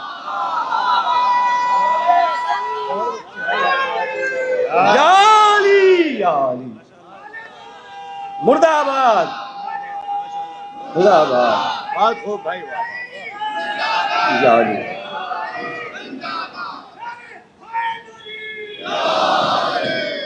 راہ دشوار ہے پر تم کو تو چلنا ہوگا، سنیے گا، راہ دشوار ہے پر تم کو تو چلنا ہوگا، ظلم اور جبر کو پیروں سے کچلنا ہوگا، سر ہتھیلی پہ لیے گھر سے نکلنا ہوگا، سارے طوفانوں کا رخ تم کو بدلنا ہوگا۔ آج ہے کل بھی تھے ہم لوگ یہودی کے خلاف، یا علی کہہ کے بڑھو شیعو سعودی کے خلاف۔ یہ سعودی ہے یہودی، یہ مسلمان نہیں۔ سنیے گا، یہ سعودی ہے یہودی، یہ مسلمان نہیں، یہ سعودی ہے یہودی، یہ مسلمان نہیں، ہے مدینے میں مگر صاحب ایمان نہیں۔ یہ سعودی ہے یہودی، یہ مسلمان نہیں، یہ سعودی ہے یہودی، یہ مسلمان نہیں، ہے مدینے میں مگر صاحب ایمان نہیں، ہے مدینے میں مگر صاحب ایمان نہیں۔ ان کو کچھ خانہ کعبہ کا بھی عرفان نہیں، ان کی بخشش کا کہیں بھی کوئی سامان نہیں۔ بات سنیے گا، ان کی بخشش کا کہیں بھی کوئی سامان نہیں۔ اپنی ہر بزم سے پیغام یہ جاری کرنا، اپنی ہر بزم سے پیغام یہ جاری کرنا، دشمن آل پیمبر سے نہ یاری کرنا۔ یا علی، مردہ آباد، مردہ آباد، مردہ آباد۔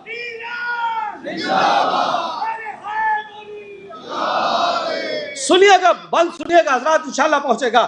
درس اصحاب حسینی نے پڑھایا ہم کو، سنیے گا، درس اصحاب حسینی نے پڑھایا ہم کو، دے کے حلمن کی صدا شہ نے اٹھایا ہم کو۔ درس اصحاب حسینی نے پڑھایا ہم کو، دے کے حلمن کی صدا شہ نے اٹھایا ہم کو، یعنی اکبر نے عزا دے کے جگایا ہم کو۔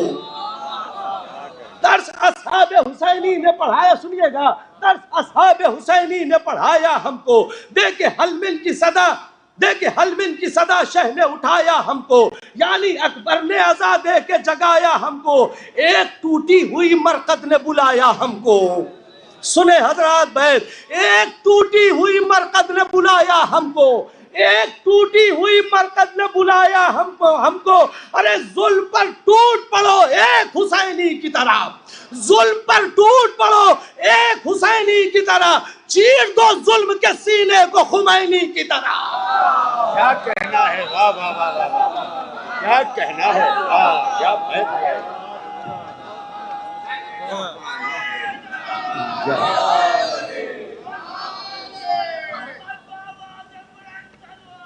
اللہم صلی اللہ محمد۔ شکریہ۔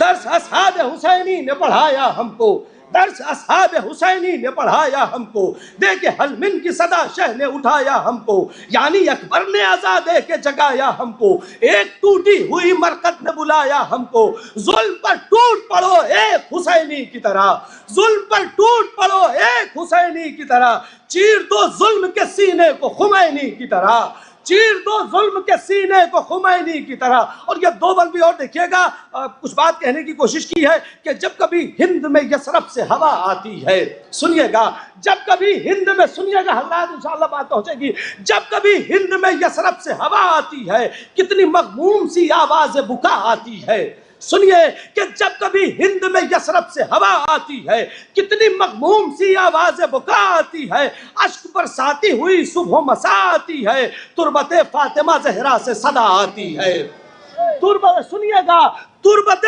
فاطمہ زہرا سے صدا آتی ہے، ارے قرض تبلیغ رسالت کا چکانے آؤ، تربت فاطمہ زہرا سے صدا آتی ہے، قرض تبلیغ رسالت کا چکانے آؤ، میری ٹوٹی ہوئی تربت کو بنانے آؤ، قرض تبلیغ رسالت کا چکانے آؤ، قرض تبلیغ رسالت کا چکانے آؤ، میری ٹوٹی ہوئی تربت کو بنانے آؤ، آؤ آؤ کہ میرے درد کا درما ہو تم، آؤ آؤ کہ میرے درد کا درما ہو تم، مصرع ایک ہو گیا ہے، سنیے گا کہ آؤ آؤ کہ میرے درد کا درما تو ہو تم، یہ مصرع اگر پہنچے تو ذرا مجھے بتائیے گا کہ میں نے مصرع کہہ لیا ہے، کہ آؤ آؤ کہ میرے درد کا درما ہو تم، آؤ آؤ کہ میرے درد کا درما ہو تم، بھیڑ میں بھیڑیوں کے رہ کے بھی انسان ہو تم، آؤ آؤ کہ میرے درد کا درما ہو تم، بھیڑ میں بھیڑیوں کی رہ کے بھی انسان ہو تم، بھیڑ میں بھیڑیوں کی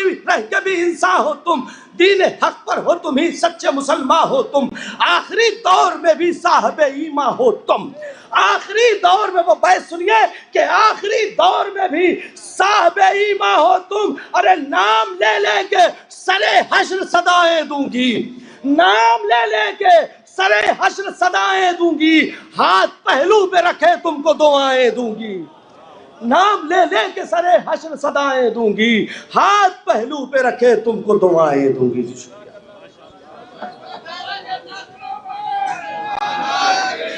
نام لے لے کے، نام لے لے کے، نام لے لے کے سرے حشر صدائیں دوں گی، نام لے لے کے سرے حشر صدائیں دوں گی، ہاتھ پہلو پہ میں رکھے ہوئے دعائیں دوں گی۔ یہ جناب امید اعظمی صاحب اپنی بہترین نظم سے آج کے اس جلسے کی ترجمانی فرما رہے تھے۔ آخر میں انہوں نے جو پیغام دیا کہ کسے خدا کی قسم اپنی قسمت پہ ناز کیجئے کہ آج آپ تعمیر جنت البقیع کے لیے تشریف فرما ہے، کہ جہاں برادر امید اعظمی صاحب نے کہا نام لے لے کے سرے حشر صدائیں دوں گی، جب شہزادی نام کے لے کے پکاریں گی تو حشر میں مقام کیا ہوگا؟ آئیے، علماء کرام ہیں، تمام تر روایات ہیں، یہ اس سے کسی کو انکار نہیں ہے۔ میں زیادہ وقت نہ لیتے ہوئے، درمیان میں ماحول پوری طرح سے قائم ہے سماعتوں کے لیے، آئیے ایسے میں گزارش کی جائے، ممبئی کی سرزمین پر ایران کلچرل ہاؤس کے نمائندے ڈائریکٹر محترم جناب محمد رضا فاضل صاحب کی خدمت میں کہ وہ تشریف لائیں، جواں سال اور جواں فکر، بہترین مبلغ بھی ہیں، آپ ڈائریکٹر بھی ہیں، اور اسی کے ساتھ ساتھ ایک صالح اور دیندار انسان بھی ہیں، جنہیں آپ انشاءاللہ سماعت فرمائیں گے، مگر شرط ہے کہ اگر یہ یقین ہو چکا ہے کہ نام لے لے کے سرے حشر صدائیں ملیں گی تو اسی صدا کو صدا سے ملاتے ہوئے ایک بلند ترین صدا کے ساتھ صلوات پڑھیں محمد وآل محمد۔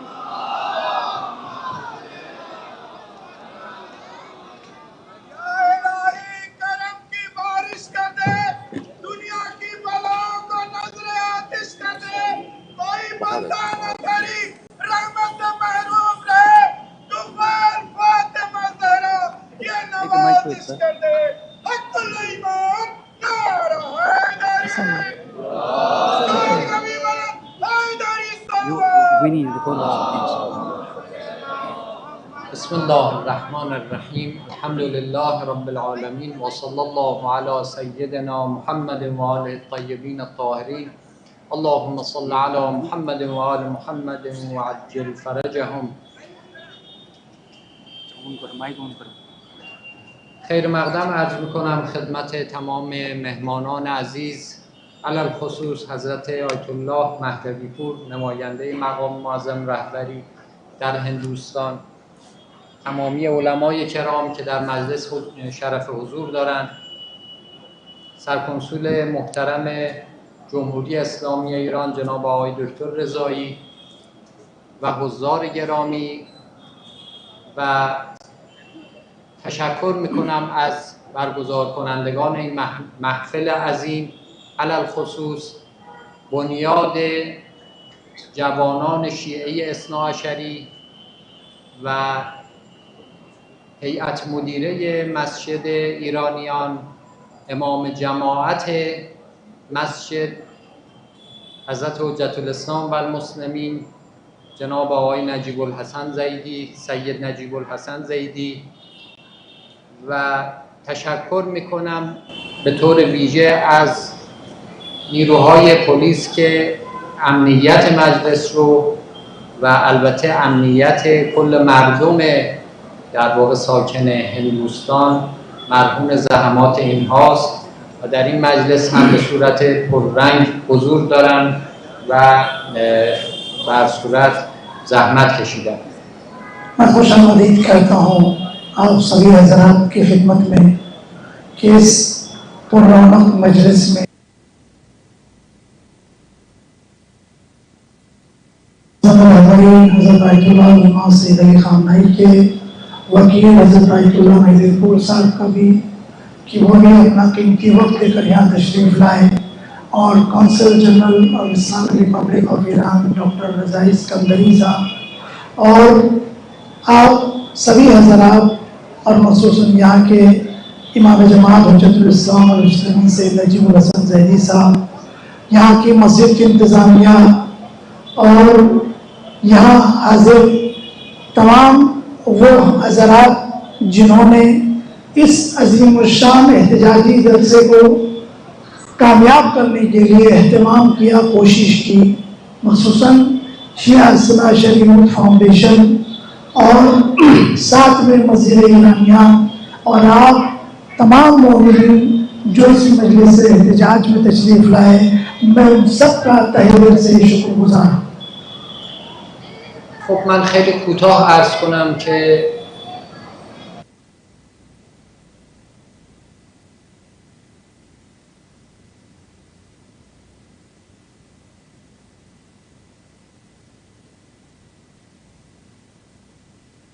اون شاهد اون هستیم و این که همه ملت ها به مفاخر و بزرگان خودشون افتخار میکنن و سعی میکنن که اگر یکی از این مفاخر حتی به صورت مشترک برای ملت‌های دیگر هم مطرح هست، سعی میکنن که اون بزرگ، اون عالم، اون دانشمند و اون شاعر یا بر صورت انسان برجسته رو به یک نحوی از آنها به نام خود اون ملتشون بزنن و در مجامع بین المللی اون رو ثبت میکنن و به اون افتخار میکنن و به اصطلاح اون رو هویت خودشون میدونن.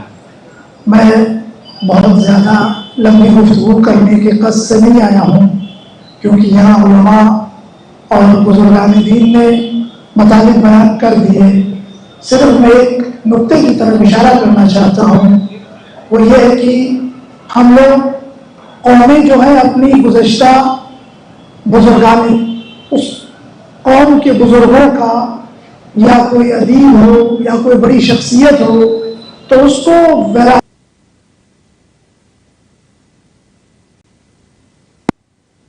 चाहे कोई जगह हो उसको बहुत इज्जत और एहतराम से, बल्कि अपने नाम अपनी कौम के नाम उसको रजिस्टर करके मुख्तलिफ प्लेटफॉर्म पर उस शख्सियत पर इफ्तिखार करती है कौमें।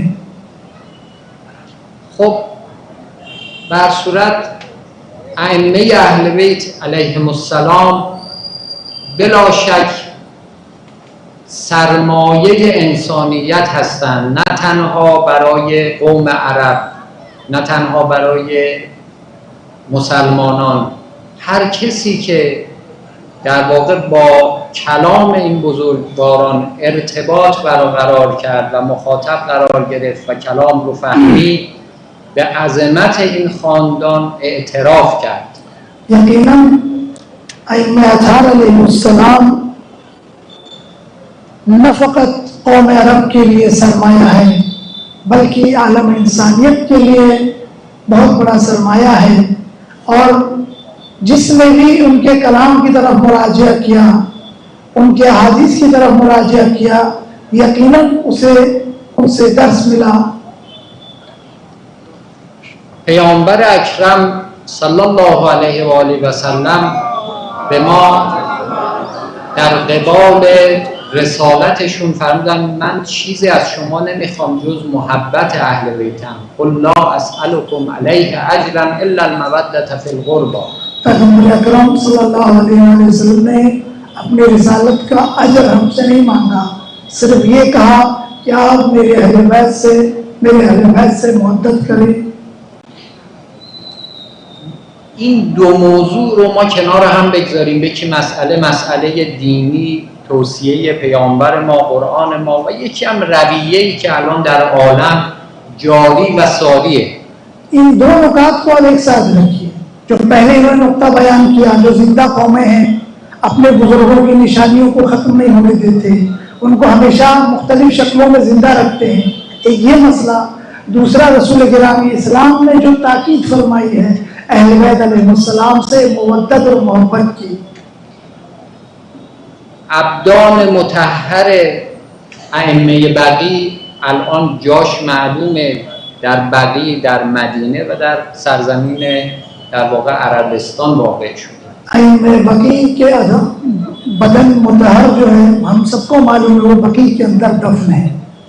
در بزرگی و عظمت خاندان اهل بیت هیچ کدام از در واقع میشه بگی انسانیت و بشریت شکی نداره. اور یقیناً اہل بیت اور ائمہ اطہار کی بزرگی، ان کی عظمت، ان کے مقام و منزلت کے بارے میں کسی بھی شخص کو کوئی شک نہیں، بلکہ عالم انسانیت کو ان کے مقام اور عظمت کا اعتراف ہے.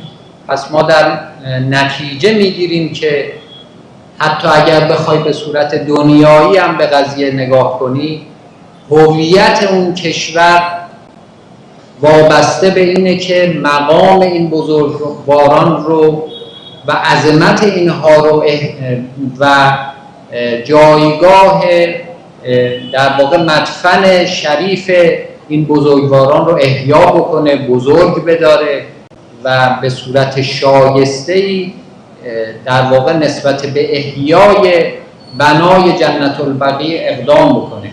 اب ہم دنیاوی اعتبار سے بھی اگر دیکھا جائے تو ہم یہ نتیجہ اخذ کرتے ہیں کہ ائمہ بقی کو ان کی عظمت اور ان کا احترام اور اس مقام و منزلت کی وجہ سے نہیں صحیح، ان کے قبول کو اچھی حالت میں اور بنا کے رکھنا چاہیے تاکہ ان کے ذریعے سے ان کی عزت ہو.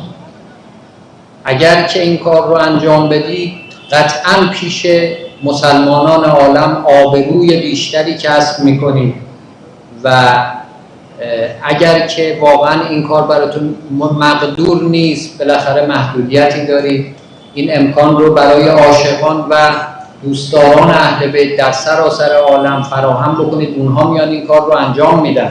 یقیناً اگر تو ائمہ بقی کے قبور کی تعمیر کریں، ان پر گنبد و بارگاہ بنائیں تو یقیناً مسلمانوں کی نگاہ میں بھی تمہاری عزت ہوگی. اگر تم کسی مجبوری کی وجہ سے بنا نہیں سکتے تو کم از کم جو اہل بیت کے چاہنے والے پوری دنیا میں رہ رہے ہیں ان کو اجازت دیں، وہ آ کے بنائیں. از خداوند متعال خواستاریم که انشاءالله این توفیق رو به همه این جمع و همه دوستداران عنایت بکنه که در طول حیاتمون شاهد احیای مرقد ائمه بقی انشاءاللہ باشیم. اور میں پروردگار سے یہ دعا کرتا ہوں، مجھے امید ہے، ہم دعا کرتے ہیں کہ ہماری حیات میں ہم اپنی آنکھوں سے دیکھیں کہ بقی کی تعمیر ہو، ہم انہی ہاتھوں سے دعا کریں، جائیں اور بقی کی زیارت کریں۔ وآخر دعوانا ان الحمد للہ رب العالمین۔ صلوات پہ اللہ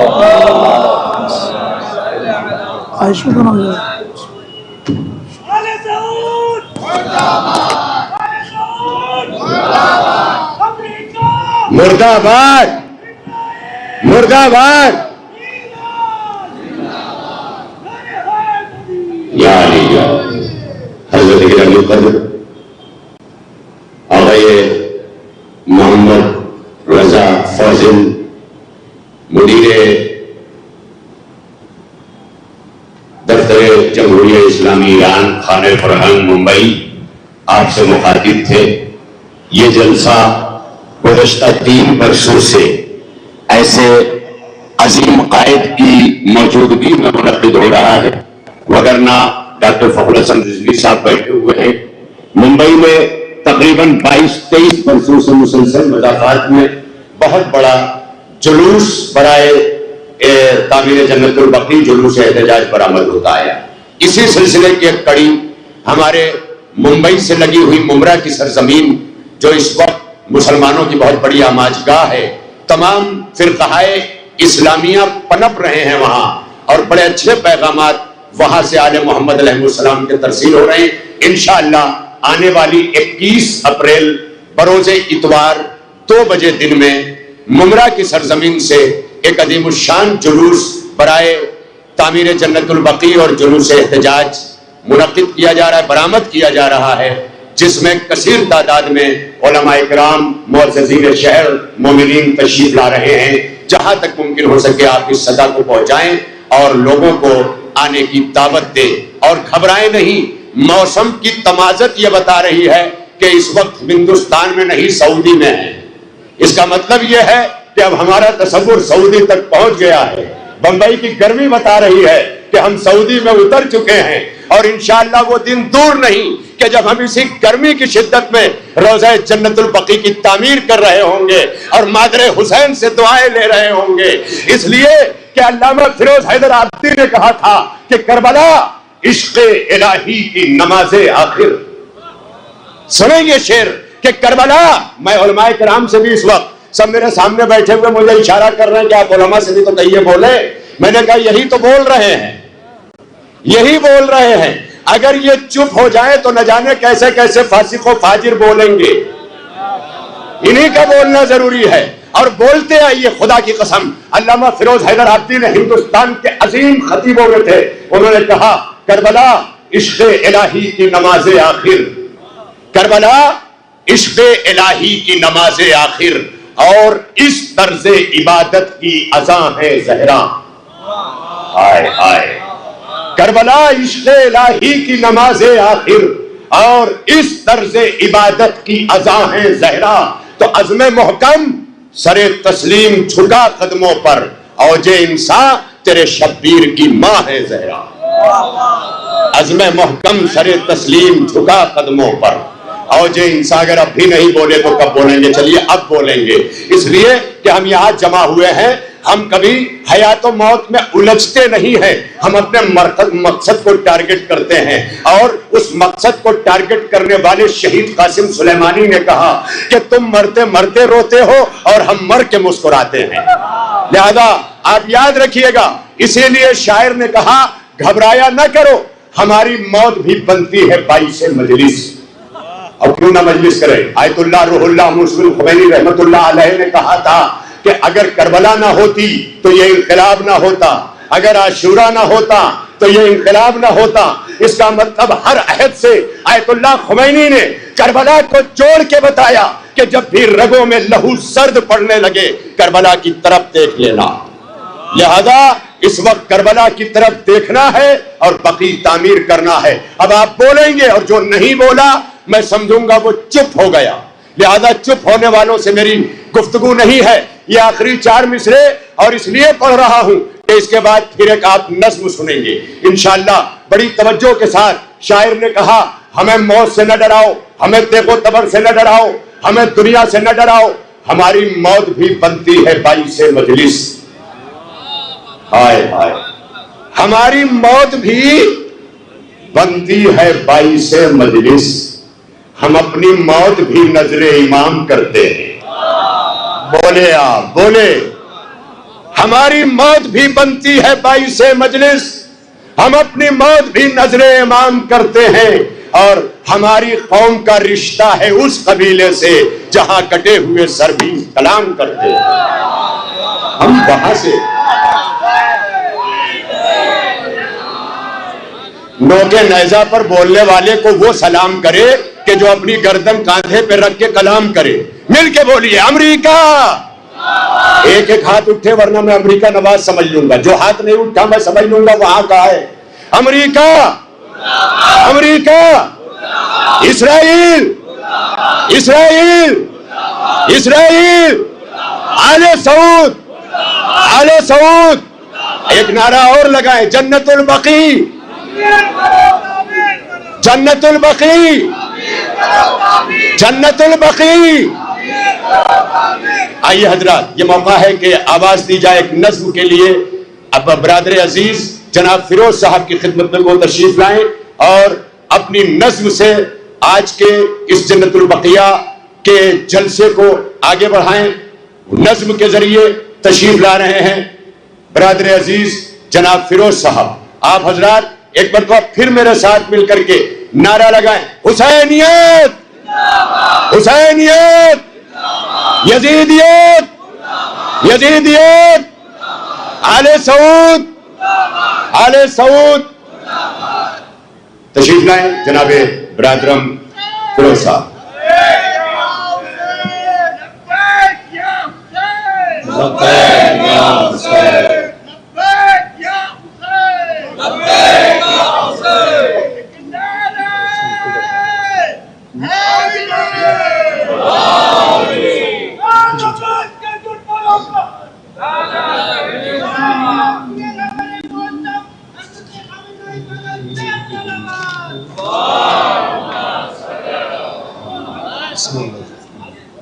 مومنین السلام علیکم۔ ایک کلام پیش کر رہا ہوں، سماعت فرمائے شہید سبت جعفر صاحب کا۔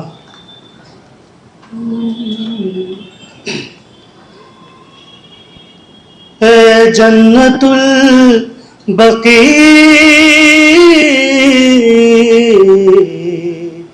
اے جنت البقیع، یہ زندگی ہے تجھ سے اے جنت البقیہ، یہ زندگی ہے تجھ سے اے جنت البقیہ، غم اور خوشی ہے تجھ سے اے جنت البقیہ، ڈھارس بڑی ہے تجھ سے، ڈھارس بڑی ہے تجھ سے اے جنت البقیہ، یہ زندگی ہے تجھ سے اے جنت البقیہ، ہم تیری حسب منشا تعمیر کر نہ پائے، تو منہدم ہوئی جب ہم تب بھی بے خبر تھے، ہم تیری حسب منشا تعمیر کر نہ پائے، تو منہدم ہوئی جب ہم تب بھی بے خبر تھے، شرمندگی ہے تجھ سے،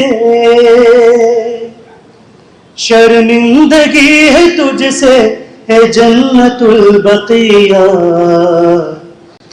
یہ زندگی ہے تجھ سے اے جنت البقیہ، ہے وجہ خلق عالم مدفون اس زمین پر، معصوم 5 ہیں اور بنت اسد یہیں پر، ہے وجہ خلق عالم مدفون اس زمین پر، معصوم 5 ہیں اور بنت اسد یہیں پر، یہ زندگی ہے تجھ سے، یہ زندگی ہے تجھ سے اے جنت البقیہ، یہ زندگی ہے تجھ سے اے جنت البقیہ، ہے آل کو خزینہ اصحاب کا دفینہ، ازواج کا بھی مدفن انصار کا مدینہ، ہے آل کا خزینہ اصحاب کا دفینہ، ازواج کا بھی مدفن انصار کا مدینہ، یہ روشنی ہے تجھ سے، یہ روشنی ہے تجھ سے اے جنت البقیہ، یہ زندگی ہے تجھ سے اے جنت البقیہ، کعبے سے جو عداوت اصحاب فیل کو تھی، اولاد ابرہہ اور آل سعود کو بھی، کعبے سے جو عداوت اصحاب فیل کو تھی، اولاد ابرہہ اور آل سعود کو بھی، نفرت وہی ہے تجھ سے، نفرت وہی ہے تجھ سے اے جنت البقیہ، یہ زندگی ہے تجھ سے اے جنت البقیہ، ماہ ازا ہے تو ہم کو شوال کا مہینہ، تعمیر جب تو ہوگی وہ دن خوشی کا ہوگا، ماہ ازا ہے ہم کو شوال کا مہینہ، تعمیر جب تو ہوگی وہ دن خوشی کا ہوگا، غم اور خوشی کا تجھ سے، غم اور خوشی کا تجھ سے اے جنت البقیہ، یہ زندگی ہے تجھ سے اے جنت البقیہ، جاتے ہیں جیسے مشہد ہم کربلا بھی جائیں، مکہ مدینہ اقصی آزاد ہم کرائیں، جاتے ہیں جیسے مشہد ہم کربلا بھی جائیں، مکہ مدینہ اقصی آزاد ہم کرائے، مانگا یہی ہے تجھ سے، مانگا یہی ہے تجھ سے اے جنت البقیہ،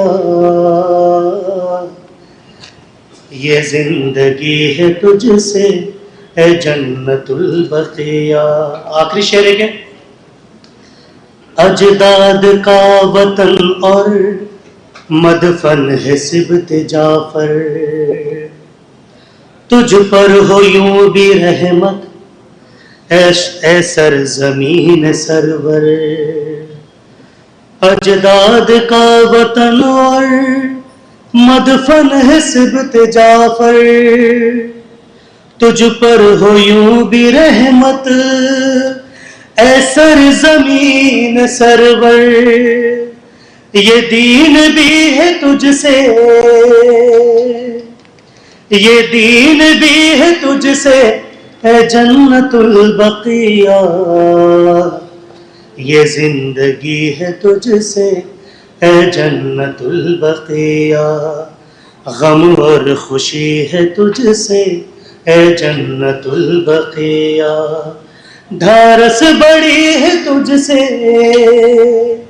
دھارس بڑی ہے تجھ سے اے جنت البقیہ، یہ زندگی ہے تجھ سے اے جنت البقیہ۔ بر محمد وعد محمد صلی اللہ علیہ وسلم۔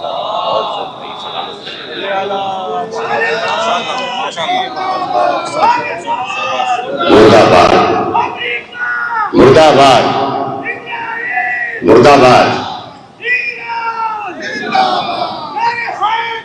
या सलामत रहे आप। हम इस वक्त जलसे के उस मोड़ पर पहुंच चुके हैं कि जहां हमारी आखिरी तकरीर हमारे सदर मोहतरम की होगी।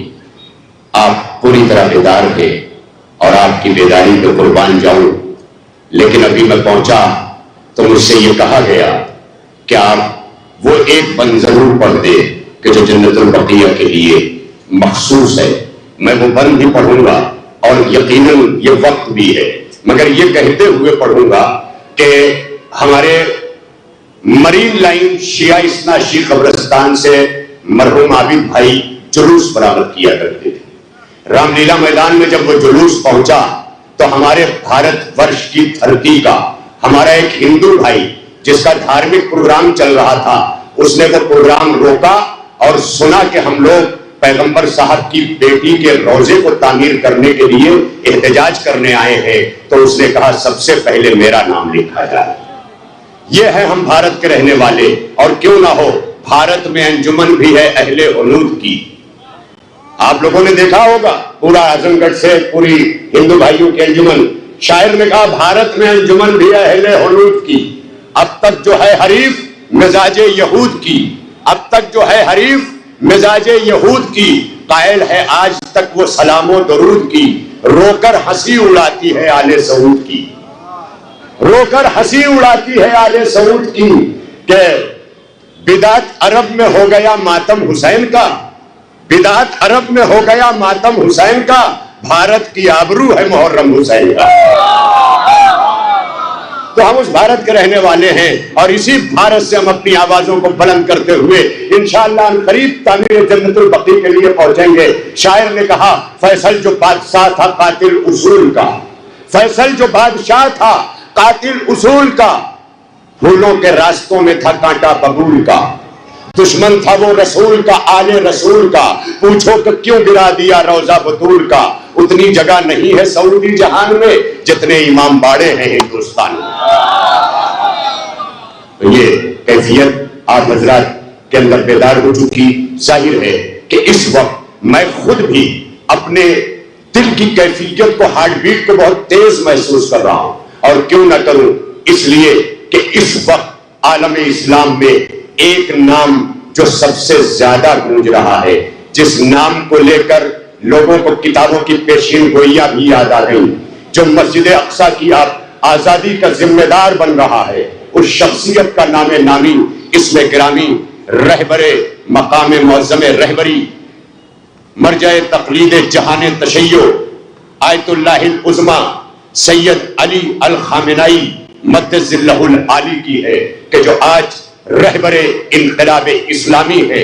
आज उन्होंने इस्लाम के परचम को जिस तरह से बुलंद किया है दुनिया के सामने कि हर कलमा को अगर हज़रत यास की निगाह से देख रहा है तो उस शख्सियत की तरफ देख रहा है, और वो शख्सियत अपनी नजरों को जमीन पे गाड़ के कह रही है इन्ना लिल्लाहि व इन्ना इलैहि राजिऊन, और जिसके लब की ये सदा होती है वो कायनात में कभी कमजोर नहीं पड़ता है। आज उसी शख्सियत की नुमाइंदा शख्सियत हिंदुस्तान की सरजमीन पर फ़आल एक मुद्दत से आपने पूरे हिंदुस्तान के कोने कोने में बक़ाए इस्लामिया, दरूस इस्लामिया, इनकलाब इस्लामिया और मजहबी उमूर के मामलात के न जाने कितने सफर किए हैं। वो शख्सियत हुज्जतुल इस्लाम वल मुस्लिमीन आयतुल्लाह सैयद आयतुल्लाह मेहदी महदी की पूर्व मद्दज़िल्लहुल आली की है कि जो आज इस सोबत को बर्दाश्त करते हुए बंबई तक अपने बहुत सारे प्रोग्राम को सामने रखते हुए भी उन्होंने बंबई को फरामोश नहीं किया, और आज के इस प्रोग्राम में तशरीफ लाए हैं। आप ही की सदारत है और आप ही का आखिरी बयान है, और इंशाअल्लाह तमाम मीडिया के लोग, तमाम सोशल मीडिया के लोग जो तशरीफ लाए हैं, मैं एक बार फिर आप सबका शुक्रिया अदा करता हूं, और नेशनल मीडिया के लोग यकीनन वो मुतवज्जे हो जाएंगे कि अब वो शख्सियत आ गई कि जिसका हमें इंतजार था। परम तरीन एक मर्तबा मेरे साथ मिलकर के नारे तकबीर, ऐसे नहीं मानूंगा, इससे कम खिराज नहीं लूंगा, सारे हाथ बुलंद हो जाएं, नारे तकबीर, नारे रिसालत, नारे रिसालत, नारे हैदरी, नारे हैदरी।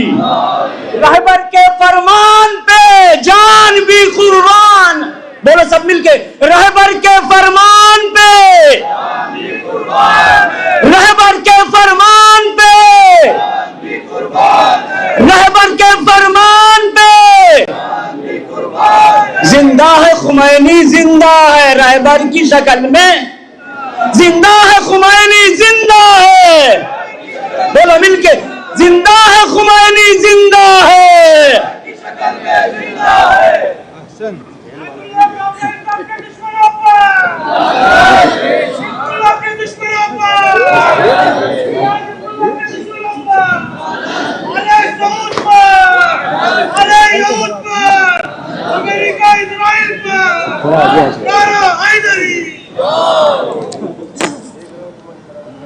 मोमिनीन किराम सलाम अलैकुम व रहमतुल्लाह। बिस्मिल्लाहिर रहमानिर रहीम। अल्हम्दुलिल्लाहि रब्बिल आलमीन। वस्सलातु वस्सलामु अला सय्यिदिल अंबिया'i वल मुरसलीन अबिल क़ासिमिल मुस्तफ़ा मुहम्मद व अला अहले बैतिही तय्यबीन अत्ताहिरीन अल-मअसूमीन واللعن الدائم على أعدائهم أجمعين من الآن إلى قيام يوم الدين. إنما يريد الله ليذهب عنكم الرجس أهل البيت ويطهركم تطهيرا. اللهم صل على محمد. بسیار سپاسگزارم از برگزار کنندگان این مجلس احتجاجی به عنوان سالگرد تخریب جنت البقیع، مخصوصا شیعه اثناعشری یوت فاندیشن و از طرف حضور علمای عالی قدر خطبای کرام رو در این محفل و این مجلس گرامی می‌دارم و حضور سرکنسول محترم جناب آقای دکتر رضایی و رئیس خانه فرهنگ جناب آقای فاضل رو هم گرامی می‌دارم. بسم الله الرحمن الرحیم. خطبہ حمد و ثنا اور تلاوت آیت تطہیر کے بعد آقا نے فرمایا کہ میں سب سے پہلے شکریہ ادا کرنا چاہتا ہوں ان تمام حضرات کا کہ جنہوں نے اس احتجاجی جلسے کو منعقد کرنے میں تعاون کیا، خاص طور سے شیعہ اثنا عشریت فاؤنڈیشن کا اور دوسری طرف سے علماء کرام کی حاضری اور خطباء اعظام کی موجودگی قابل قدر ہے. ان کا خیر مقدم کرتے ہوئے ڈاکٹر رضائی صاحب اور جناب آقای فاضل صاحب کا بھی شکر گزار ہوں. حدود 101 سال است که به خاطر انهدام جنت البقیع یک غم سنگینی بر دلهای مسلمانان حاکم شده است و هر سال مجالس احتجاجی برگزار می کنند و این مطالبه همه مسلمانان است که باید جنت البقیع آباد شود. چرا؟ به چه علت؟ به علت این که عزیزان جنت البقیع یک قبرستان معمولی نیست، بلکه گنجینه تاریخ اسلام است و قطعه‌ای از بهشت است. جنت البقیع جایی است که بیش از 12,000 نفر از صحابه پیغمبر اسلام و از حافظان قرآن، حاملان قرآن در اونجا مدفون هستند.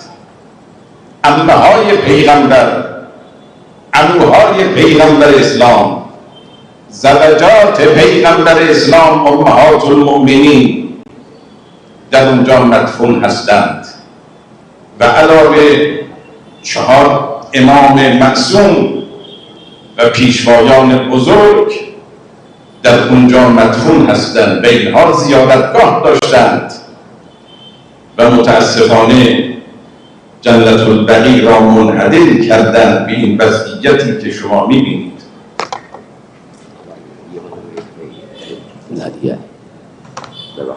تقریباً 101 سال ہو گئے یہ عظیم مصیبت جنت البقیع کے انعدام کے سلسلے میں مسلمانوں پر ڈھائی گئی، اور آج تک اس کا غم تمام مسلمان اپنے دلوں میں محسوس کرتے ہیں۔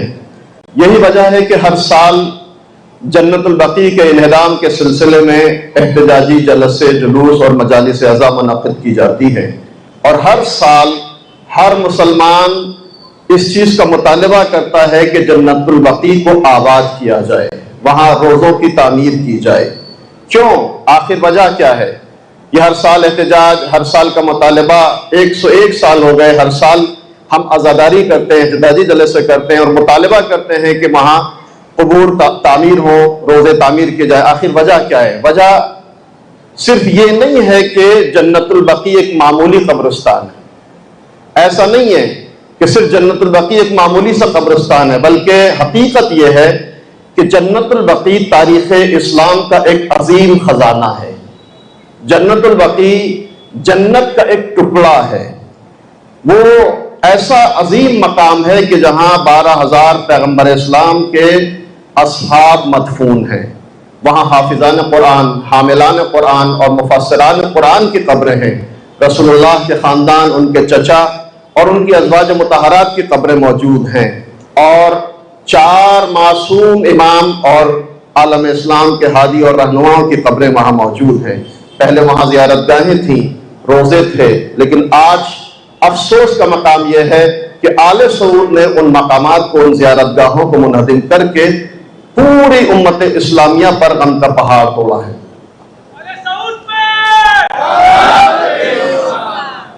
عزیزان، تنها مسئله جنت البقیع هم نیست، بلکه جریان وهابیت تمام آثار پیغمبر اسلام و اهل بیت را در مکه و مدینه از بین بردند.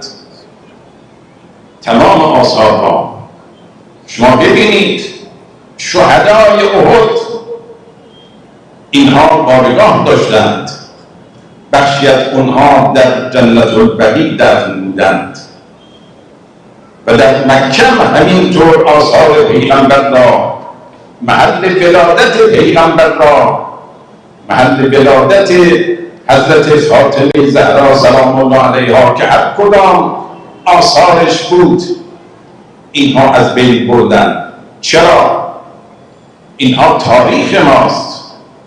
ما باید به شخصیت‌های بزرگ تاریخی در مرکز وحی افتخار بکنیم.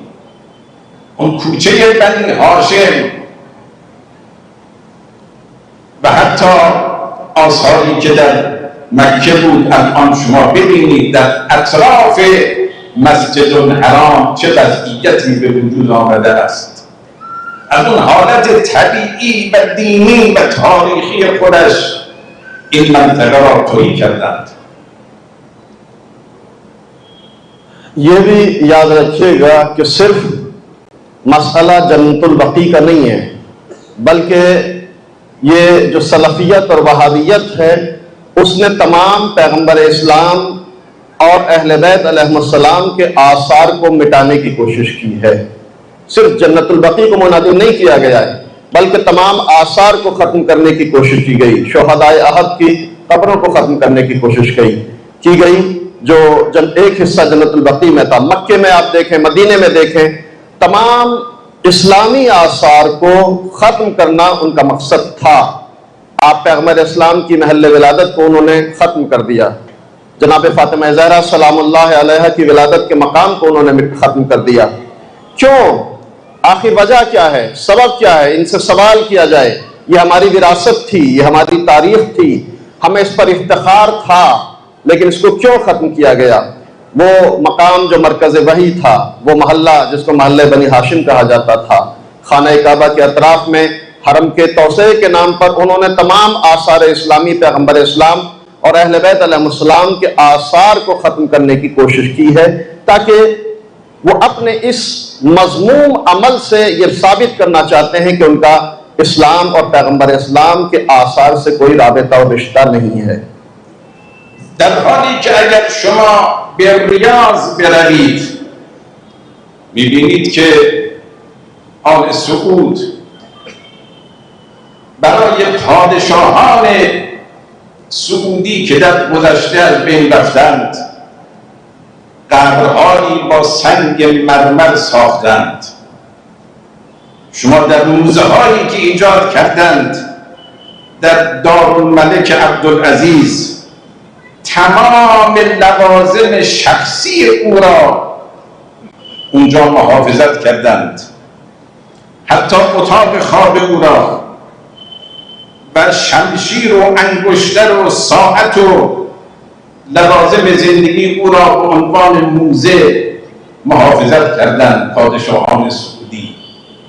خب چطور می شود که آثار تاریخی که مربوط به پادشاهان سعودی است با میلیاردها دلار اینها محافظت بشود و تعمیر بشود و موزه ها درست کنند که یاد اونها فراموش نشود، ولی آثار پیامبر و اهل بیت و صحابه پیغمبر اسلام این چنین نابود بشود؟ این انصاف است. این در حقیقت یک وظیفه بسیار مهمی است که باید این آثار دوباره احیا بشود. وقتی که هر حاجی و زائری به مدینه یا مکه می رود باید قدم به قدم اون سرزمین برای او الهام بخش باشد و تاریخ مجسم اسلام را در اون سرزمین مشاهده کند. आप हजरात देख सकते हैं, मुशाहिदा कर सकते हैं कि अगर आप रियाज में जाएं जो सऊदी का कैपिटल है तो वहाँ आले सऊद और उनके अजदाद के जो बादशाह हैं उनके बड़े बड़े महल मौजूद हैं, उनकी कब्रें संगमरमर से बनी हुई उनकी कब्रें मौजूद हैं।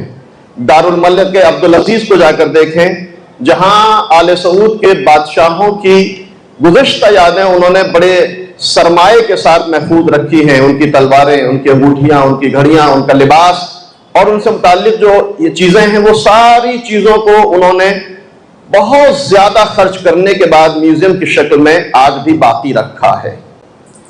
सवाल ये पैदा होता है कि तुम अपने अजदाद के आसार को तो इस तरह से महफूज रखो, लेकिन पैगंबर इस्लाम, अहले बैत अलैहिस्सलाम और असहाबे पैगंबर इस्लाम के आसार को तुमने मुनहदिम कर दिया। कि ये शर्म का मकाम नहीं है, कि ये गैरत का मकाम नहीं है? क्या यही इंसाफ है, कि यही अदालत है कि अपने अजदाद के आसार को महफूज रखो और तारीख़ इस्लाम और आसार इस्लामी और पैगंबर इस्लाम के आसार को मुनहदिम कर दो? हर इंसान और हर मुसलमान का वजीफा और जिम्मेदारी है कि जन्नतुल बकी और आसार इस्लामी के एहया और उनको तामीर करने के लिए भरपूर कोशिश करे, ताकि जब कोई ज़ियारत करने वाला, तब कोई हाजी जब इस सरजमीन वही पर जाए तो उस सरजमीन से इल्हाम लेकर आए और आसार इस्लामी को अपनी आंखों से महसूस, अपनी आंखों से मुशाहिदा करके अपने वजूद में अपने बुजुर्गों के आसार की तजल्ली को महसूस करे। و از همه مهمتر اون تفکری است که پشت انعدام بقیع بوده و هست. اون تفکر وهابیت در طول یک قرن گذشته چقدر قتل عامها و کشتارها توسط کسانی که تفکر وهابیت را داشتند در کشورهای اسلامی صورت گرفته است.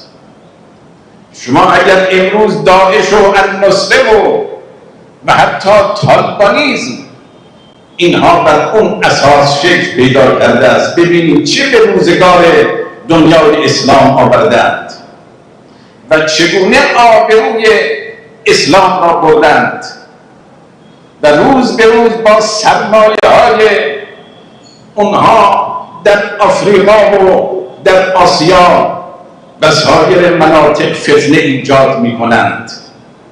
این تفکر بسیار تا به حال صدمه زده است و من سابقا هم گفتم که بعد از پیغمبر اسلام اونقدری که جریان‌های انحرافی به اسلام و مسلمانان ضربه زد، کفار ضربه نزدند.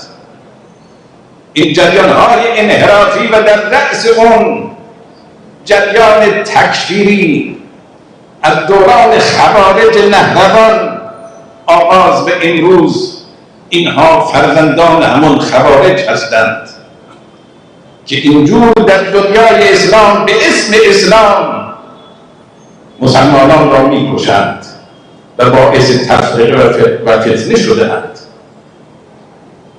حضرات، سب سے اہم مسئلہ وہ وہابیت اور سلفیت کی ذہنیت اور ان کی وہ فکر ہے کہ جس نے جنت البقیع کو منہدم کیا، اور یہ صرف مسئلہ جنت البقیع تک محدود نہیں رہا ہے، بلکہ اس وہابی فکر نے اور اس سلفی ذہنیت نے 100 سال سے لے کر اب تک نہ جانے کتنا قتل عام کیا ہے، نہ جانے کتنی بستیوں کو اجاڑا ہے، نہ جانے کتنی بربریت انجام دی ہے اسلامی ممالک اور دوسری جگہوں پر۔ آپ دیکھ سکتے ہیں ان کی بربریت، ان کی وحشی گری اور ان کے قتل عام کو، کتنے مسلمانوں کو انہوں نے تحقیق کیا ہے۔ اور اسی ذہنیت اور اسی فکر کے نتیجے میں یہ مختلف ٹیرورسٹ گروپ وجود میں آئے، داعش، النصرہ، طالبانیزم، یہ ساری چیزیں اسی وہابی ذہنیت کے اور اسی سلفی ذہنیت اور فکر کے نتیجے میں وجود میں آئیں، اور انہوں نے اپنے عمل سے اسلام کے چہرے کو مسخ کرنے کی بھرپور کوشش کی، اسلام کے چہرے کے لیے بدنما داغ بنے، اسلام کی بدنامی کا سبب بنے۔ اور انہی ذہنیت کے لوگوں کے ذمہ داروں نے افریقہ سے لے کر ایشیا تک تمام اسلامی ممالک میں فتنہ انگیزیاں کی، اور آج تک ان کے فتنے عالم اسلام کے دامنگیر ہیں۔ آج تک اب یہ بات بھی حقیقت ہے کہ جتنا نقصان اس فکر نے، اس ذہنیت نے عالم اسلام کو پہنچایا ہے، کسی اور چیز نے نہیں پہنچایا ہے۔ آقا کہہ رہے ہیں کہ میں پہلے بھی عرض کر چکا ہوں، اگر آپ تاریخ کا مطالعہ کریں، ماضی کو دیکھیں، تو یہ جو ذہنیت اور یہ جو فکر ہے جو وہابیت کی شکل میں موجود ہے، یہ اس کا وجود بہت پہلے سے آیا۔ یہ خوارج کے نہروان کے خوارج کو اگر دیکھیں تو اسی فکر کے مالک تھے اور اسی ذہنیت کے حامل تھے جو مولا علی کے مقابلے میں جنگ نہروان میں آئے تھے۔ یہ بھی یاد رکھیے گا کہ عالم اسلام کو اتنا نقصان کفار کی طرف سے نہیں پہنچا ہے جتنا نقصان اس طرح کے فکر اور اس طرح کی ذہنیت کے حامل افراد سے پہنچا ہے۔ آج بھی یہ خوارج کی اولادیں ہیں جو وہابیزم اور سلفیت کی شکل میں عالم اسلام کو نقصان پہنچا رہی ہیں۔ و باید امروز اهل سنت دنیای اسلام در مطالبه نسبت به تأمین جنت البقیع باید پیشگام باشند.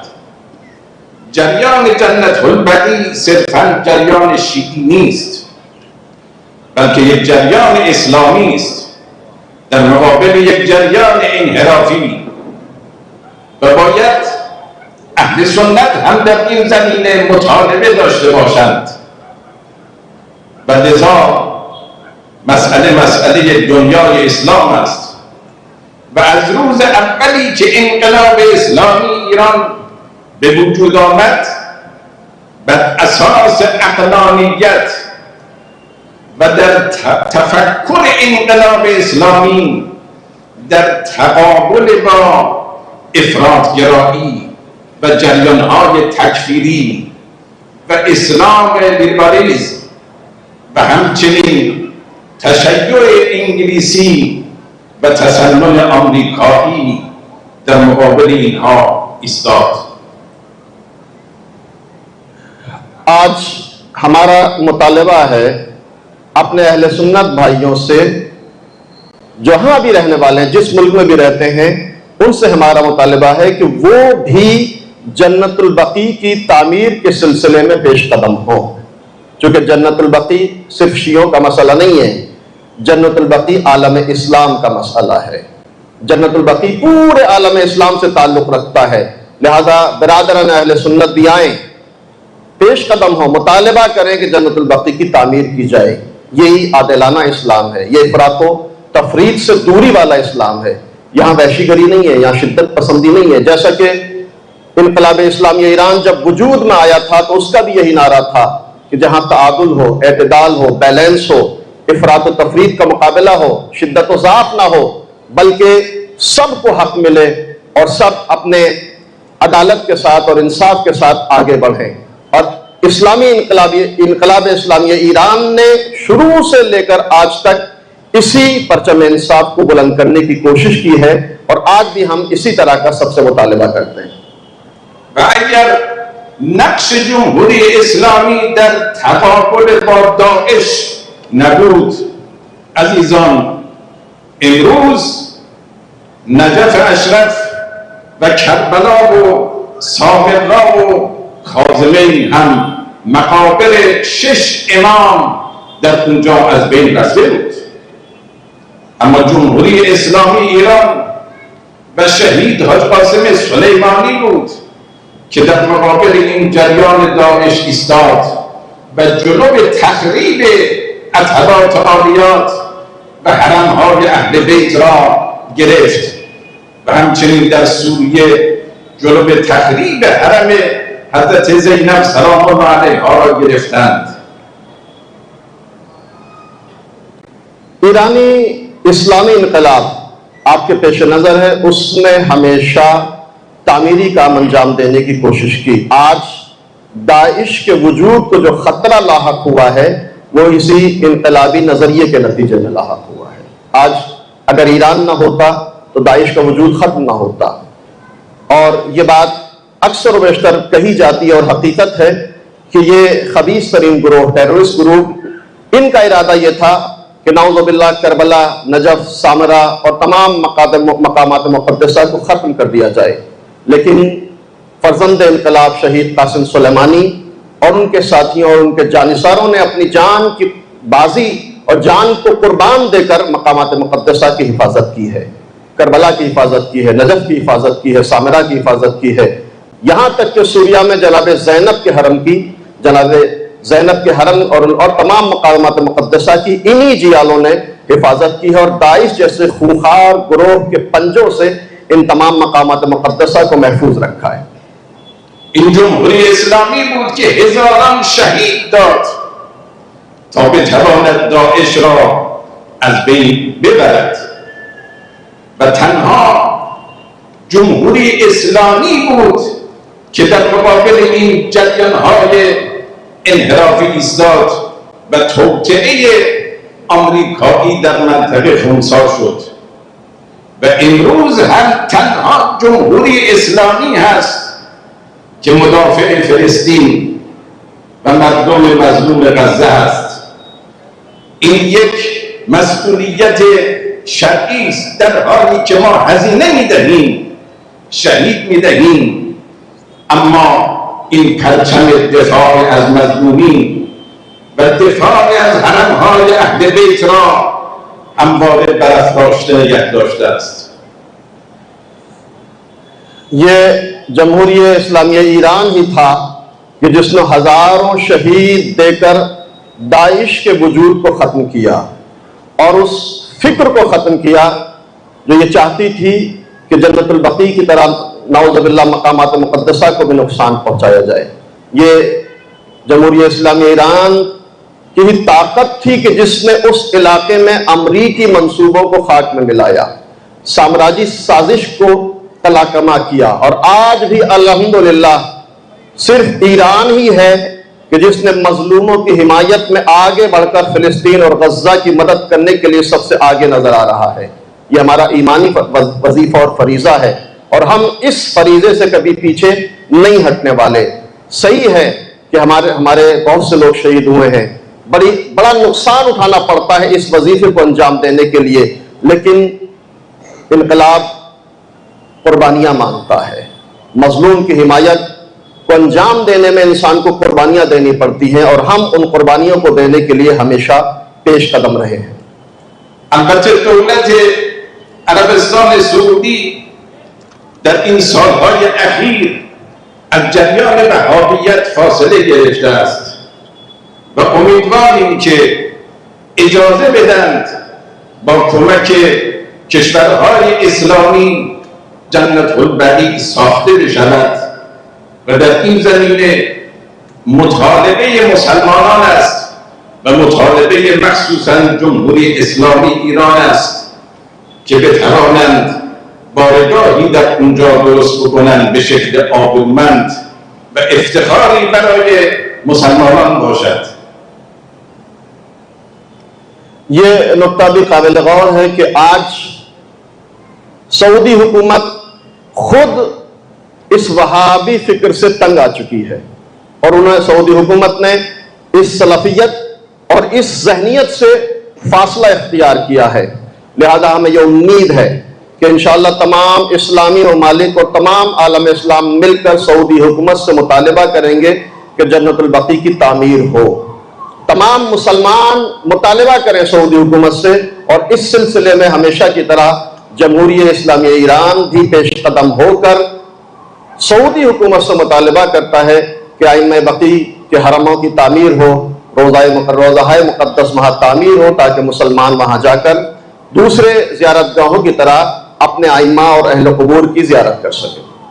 جمهوری اسلامی ایران عزیزان به دنبال تنش در منطقه نیست، به دنبال جنگ افروزی نیست، در حالی که مقتدر است علیرغم همه تحریم های 30 ساله جمهوری اسلامی ایران توانسته است قدرت و قوت خود را افزایش بدهد و امروز توان دفاع از خود و از کیان اسلامی را دارد، اما دنبال تنش نیست.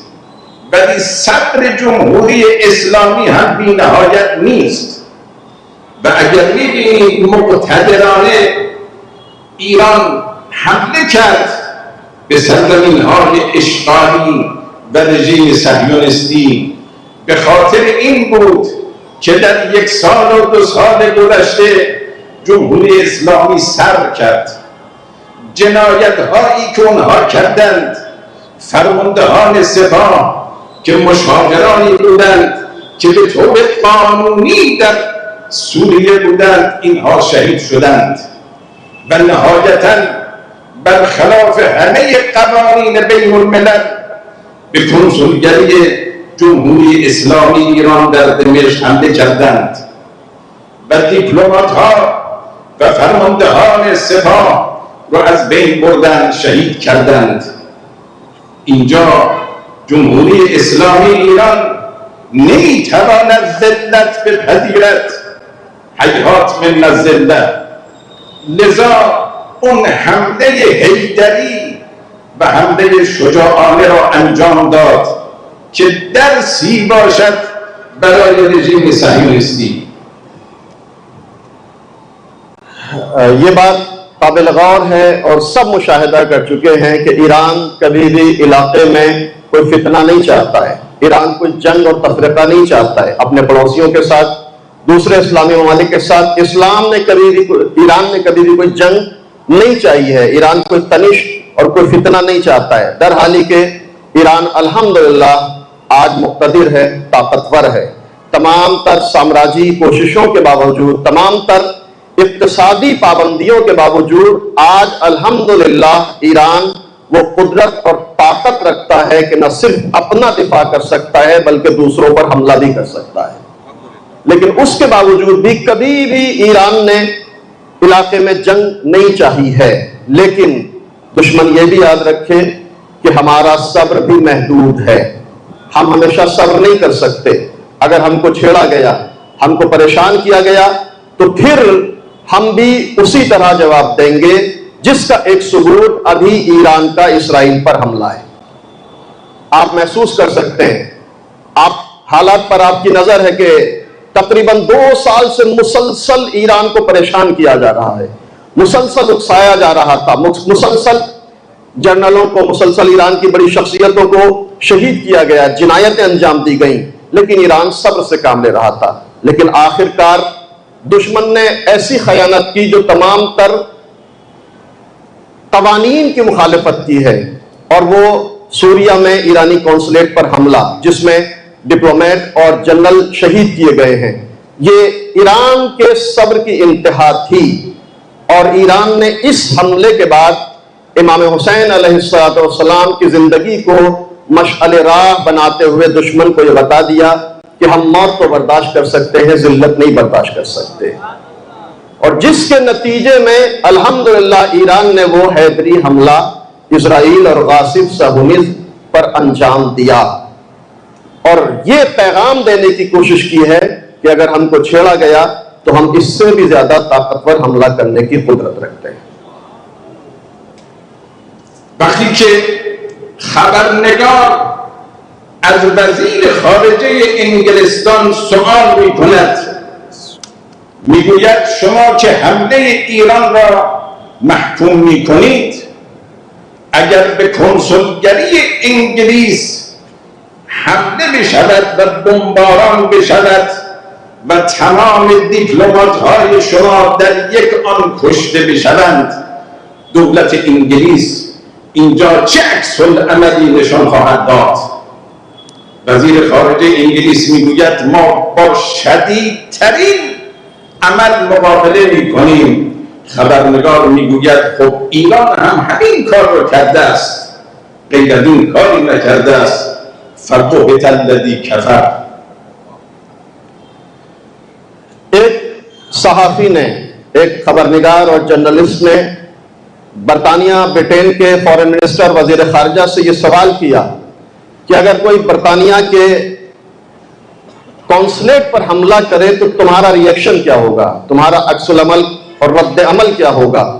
تو اس نے بغیر کسی تاخیر کے جواب دیا کہ اگر کوئی برطانیہ اور برٹش کے کونسلیٹ پر حملہ کرے تو ہم شدید ترین حملہ اس پر کریں گے۔ تو اس صحافی نے بھی فوراً پلٹ کر یہ کہا کہ ایران نے بھی تو یہی کام انجام دیا ہے جو تم انجام دینے کے لیے کہہ رہے ہو، تو پھر ایران کی مخالفت اتنی زیادہ کیوں کرتے ہو؟ اس صحافی کے جواب پر اس وزیر خارجہ کی وہی کیفیت تھی جس کو قرآن نے بیان کیا تھا، فَبُهِتَ الَّذِي کافر، کافر مبہوت اور ہکا بکا رہ گیا۔ عزیزان، در 8 سال جنگ تحمیلی ما بیش از 300,000 شهید دادیم، بیش از 1 میلیون مجروح و معلول شدند. کشورهای عربی میلیاردها دلار، صدها میلیارد دلار در اختیار صدام گذاشتند و حمایت کردند، اما بعد از خاتمه جنگ جمهوری اسلامی ایران دنبال انتقام نبود، با اینها روابط دوستانه برقرار کرد، سعی صبر نشون داد و این باید یک درسی باشد. اون تحمل جمهوری اسلامی ایران، ولی در جایی که سرزمینش مورد حمله قرار بگیرد از طرف دشمنان، قطعاً جمهوری اسلامی کوتاه نمی آید و ما عزیزان به شهادت عادت کرده ایم. شهادت فرماندهان و رزمندگان اسلام ما را از راهی که انتخاب کرده ایم باز نمی دارد. ما پیرو مکتب شهادت و پیرو مکتب عاشورا هستیم. ما از شهادت نمی ترسیم، اما ذلت هم نمی پذیریم. حضرات، ایران نے 8 سالہ جنگ میں 1 لاکھ سے زیادہ شہید اور 10 لاکھ سے زیادہ زخمی اور مجروح، یہ ساری مصیبتیں برداشت کی ہیں۔ ان حالات میں جب ایران اور عراق کی جنگ تھی تو عرب ممالک نے بے پناہ دولت سے عراق کی حمایت کی۔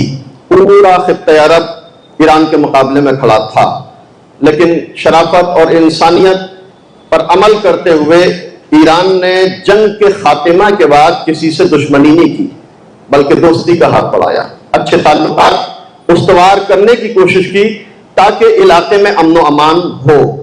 یہ صدر تھا، یہ صبر اور تحمل سے کام لیتے ہوئے ایران نے یہ کام انجام دیا۔ لیکن یاد رکھیے گا، ایران کے صبر کی بھی حد ہے۔ اگر کوئی اپنی حد سے تجاوز کرے گا تو ہم دنیا یاد رکھ لے کہ ہم مکتب شہادت کے پروردہ ہیں۔ ہمارا مشعل راہ کربلا ہے، ہماری سرمشق حیات عاشورہ ہے۔ ہم کبھی موت سے نہیں ڈرتے، ہم ذلت برداشت نہیں کریں گے، شہادت کو خوشی سے گلے لگا لیں گے۔ دشمن اس چیز کو یاد رکھے۔ لہذا یہ واضح پیغام ہے ایران کا کہ اگر ہماری حدود میں سے تجاوز کی گئی، اگر ہماری سرزمین پر تجاوز کی گئی تو پھر ہم بھی خاموش بیٹھنے والے نہیں ہیں۔ امشب شب مظلومیت اہل بیت علیہم السلام است۔ یک چند جمله ذکر مصائب. السلام علیکم یا اهل بیت نبوة و موضع الرسالة و مختلف الملائکه.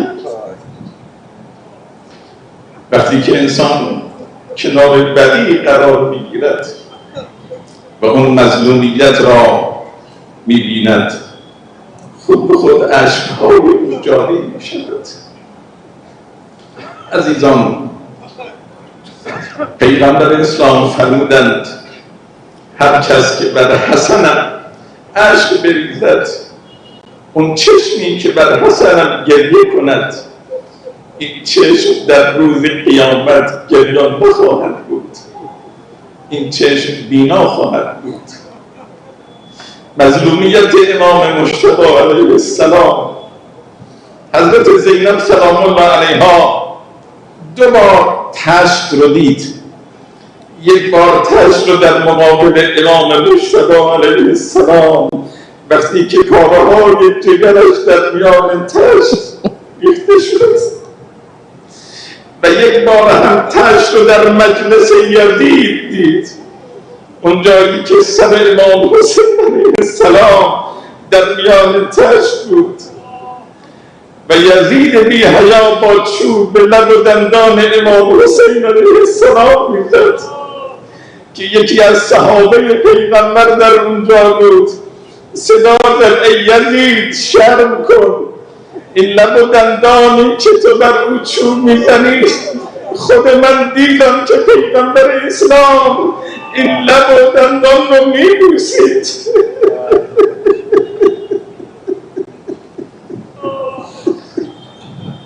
اہل بیت پر مصیبت کے ایام ہیں، جنت البقیع کے اعلان کی تاریخیں ہیں۔ یہ دن بھی قیامت سے کم نہیں ہے۔ ذرا تصور کریں جنت البقیع کا، ان ٹوٹی ہوئی قبروں کا کہ جن کو مسمار کر دیا گیا، جن کو منہدم کر دیا گیا۔ ان ٹوٹی ہوئی قبروں پر برستی ہوئی مظلومیت کو محسوس کریں۔ جب انسان ان قبروں پر برستی ہوئی مظلومیت کو محسوس کرتا ہے تو اس کی آنکھوں سے آنسو نہیں رکتے۔ امام حسن کی قبر آئین بقیع کی قبور ویرانی کی شکل اختیار کی ہوئی ہے۔ شہزادی کی قبر، پیغمبر اسلام نے ارشاد فرمایا تھا کہ جو میرے نواز حسن پر گریا کرے گا، جو آنکھ میرے حسن کی مظلومیت پر آنسو بہائے گی، وہ قیامت کے دن آنسو نہیں بہائے گی۔ امام حسن کی مظلومیت کا نوحہ پڑھیں، امام حسین کی مظلومیت پر آنسو بہائیں۔ جناب زینب کو پرسا دیں۔ زینب وہ بی بی ہے کہ جس نے اپنی زندگی میں 2 بار تشت دیکھے ہیں۔ پہلی مرتبہ جو زینب نے تشت دیکھا وہ حسن کے 72 جگر کے ٹکڑے تشت میں موجود ہیں۔ زینب کی مظلومیت کو محسوس کرے، زینب بہن ہے، کس طرح حسن کی مظلومیت کو برداشت کرے۔ یہ پہلا مقام تھا کہ جب زینب کی نگاہوں کے سامنے تشت لایا گیا، بھائی کے جگر کے ٹکڑے زینب کی نگاہوں کے سامنے موجود ہیں۔ لیکن عزادارو، ایک مقام اور ہے کہ جب زینب نے ایک تشت کو دیکھا، وہ مقام کیا تھا کہ جب لٹا ہوا قافلہ دربار یزید میں پہنچا تو ایک مرتبہ زینب کی نگاہوں نے دیکھا تشت میں فاطمہ کے لال کا کٹا ہوا سر رکھا ہے، یزید ملعون چوب خیزران سے لب و دندان مبارک کی بے حرمتی کر رہا ہے۔ زینب کیسے برداشت کرے؟ ایک صحابی رسول آگے بڑھا: یزید، تجھے شرم نہیں آتی؟ میں نے ان آنکھوں سے دیکھا ہے کہ پیغمبر ان لب و دندان کو بوسہ دیا کرتے تھے، تیری غیرت کو کیا ہوا کہ تو چھڑی سے ان لب و دندان کی بے حرمتی کر رہا؟ صبت علي مصائب لو أنها صبت على الأيام سرنا لیالیا. مگر پیغمبر اسلام چند تا یادگار داشته؟ تنها یادگار پیغمبر زهرا بود، سیدت نساء العالمین بود.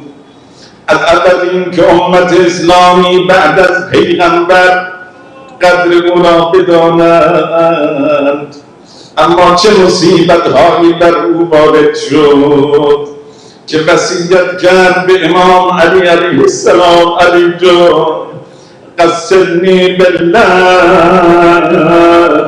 کفنی بالله، دفنی بالله.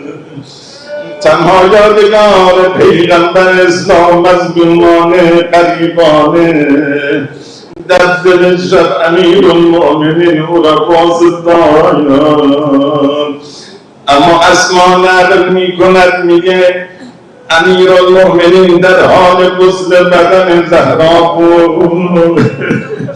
به یک مرتبه کناری رفت، سرش رو به دیوار گذاشت، های های گریه کرد در دلش، گویا دستش به بازوی برم شده زهرا.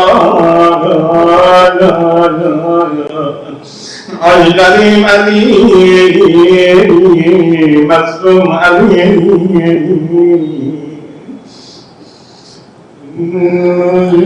صبت علی مصائب لو انها صبت علی الایام سرنا لیالیا. جب بقی کی یاد میں آپ بیٹھے، وہ فاطمہ جس کو اس دنیا سے جانے کے بعد بھی سکون نہیں دیا امت اسلامی نے، زندگی میں اتنی مصیبتیں اٹھائیں کہ مرثیہ پڑھنا پڑا. بابا آپ کے بعد آپ کی امت نے مصائب کے ایسے پہاڑ توڑے کہ اگر روز روشن پہ پڑھتے تو تاریخ ہو جاتے. اے مسلمانوں، رسول کی کتنی اولاد تھی؟ رسول کی ایک تنہا بیٹی، اکلوتی بیٹی، رسول کی تنہا لخت جگر، جس کا احترام کرنا چاہیے تھا، اس کی تعظیم کرنی چاہیے تھی. لیکن اتنے مسائب، اتنے مسائب، اتنے مسائب کہ پیغمبر کے بعد دختر رسول مرثیہ پڑھ رہی ہے. اور ایک وقت وہ بھی آتا ہے کہ جب فاطمہ نے علی کو قریب بلایا، وصیت کرنا شروع کی: یا علی مجھے رات میں غسل دینا، یا علی رات میں کفن پہنانا، یا علی مجھے رات میں دفن کرنا. رسول کی اکلوتی بیٹی اتنے مظالم کہ رات میں غسل و کفن اور دفن کی وصیت کرنے پر مجبور ہو گئی. یہ لمحہ فکریہ ہے، یہ سوال کا مقام ہے کہ رسول کی اکلوتی بیٹی کو رات میں غسل و کفن کرنے کی وصیت کی ضرورت کیوں پیش آئی؟ عزیزو، یہ تو سمجھ میں آتا ہے کہ رات میں دفن کی وصیت کیوں کی. شہزادی نہیں چاہتی تھی کہ کچھ لوگ جنازے میں شریک ہوں، لیکن رات میں غسل و کفن کی وصیت کا فلسفہ اس وقت پتا چلا. اسما کہتی ہیں کہ علی غسل دے رہے تھے، علی فاطمہ کو غسل دے رہے تھے کہ اچانک علی نے اپنا سر دیوار پر دے مارا، چیخ مار کر رونا شروع کیا. شاید علی کا ہاتھ فاطمہ کے ٹوٹے ہوئے پہلو پر پہنچا. اے فاطمہ، تم دنیا سے گزر گئی، علی کو پتا بھی نہ چلا کہ پہلو زخمی ہو گئے.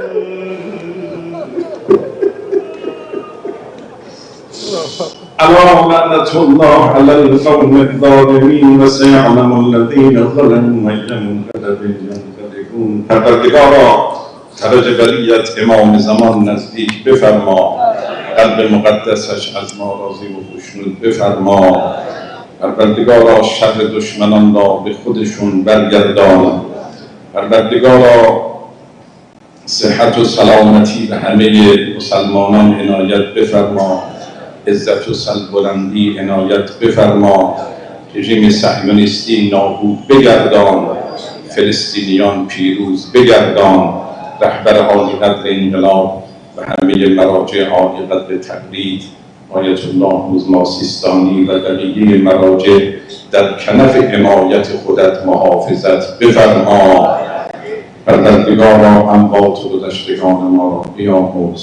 السلام علیکم و رحمت الله.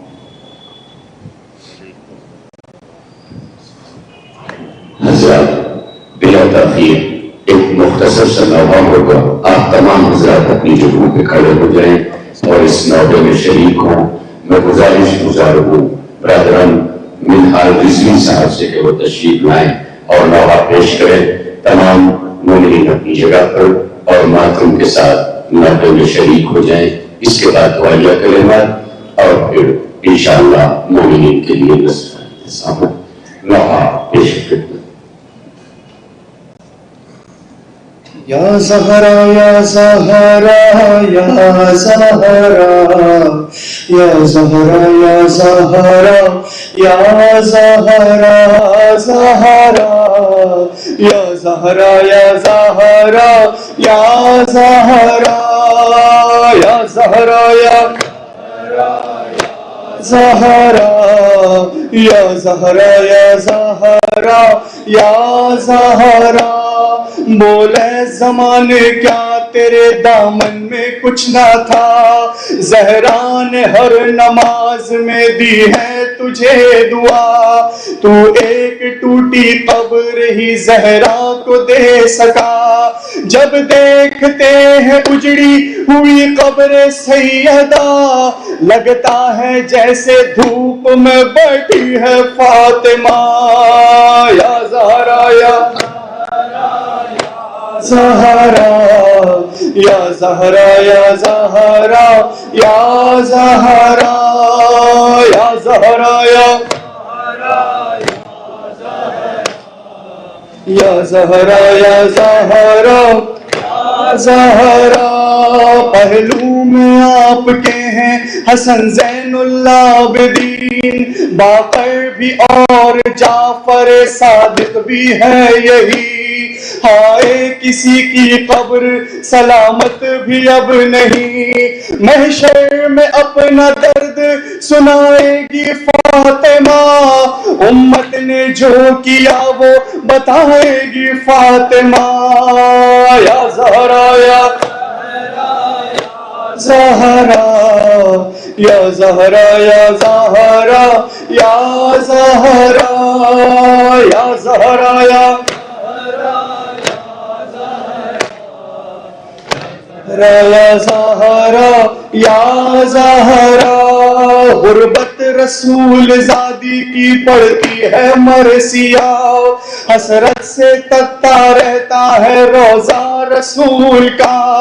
آنکھوں میں اشک چیختے ہیں وا محمدہ، فرش عذاب بچھانے کو آ جائیے امام، زہرا کا غم منانے کو آ جائیے امام. یا زہرا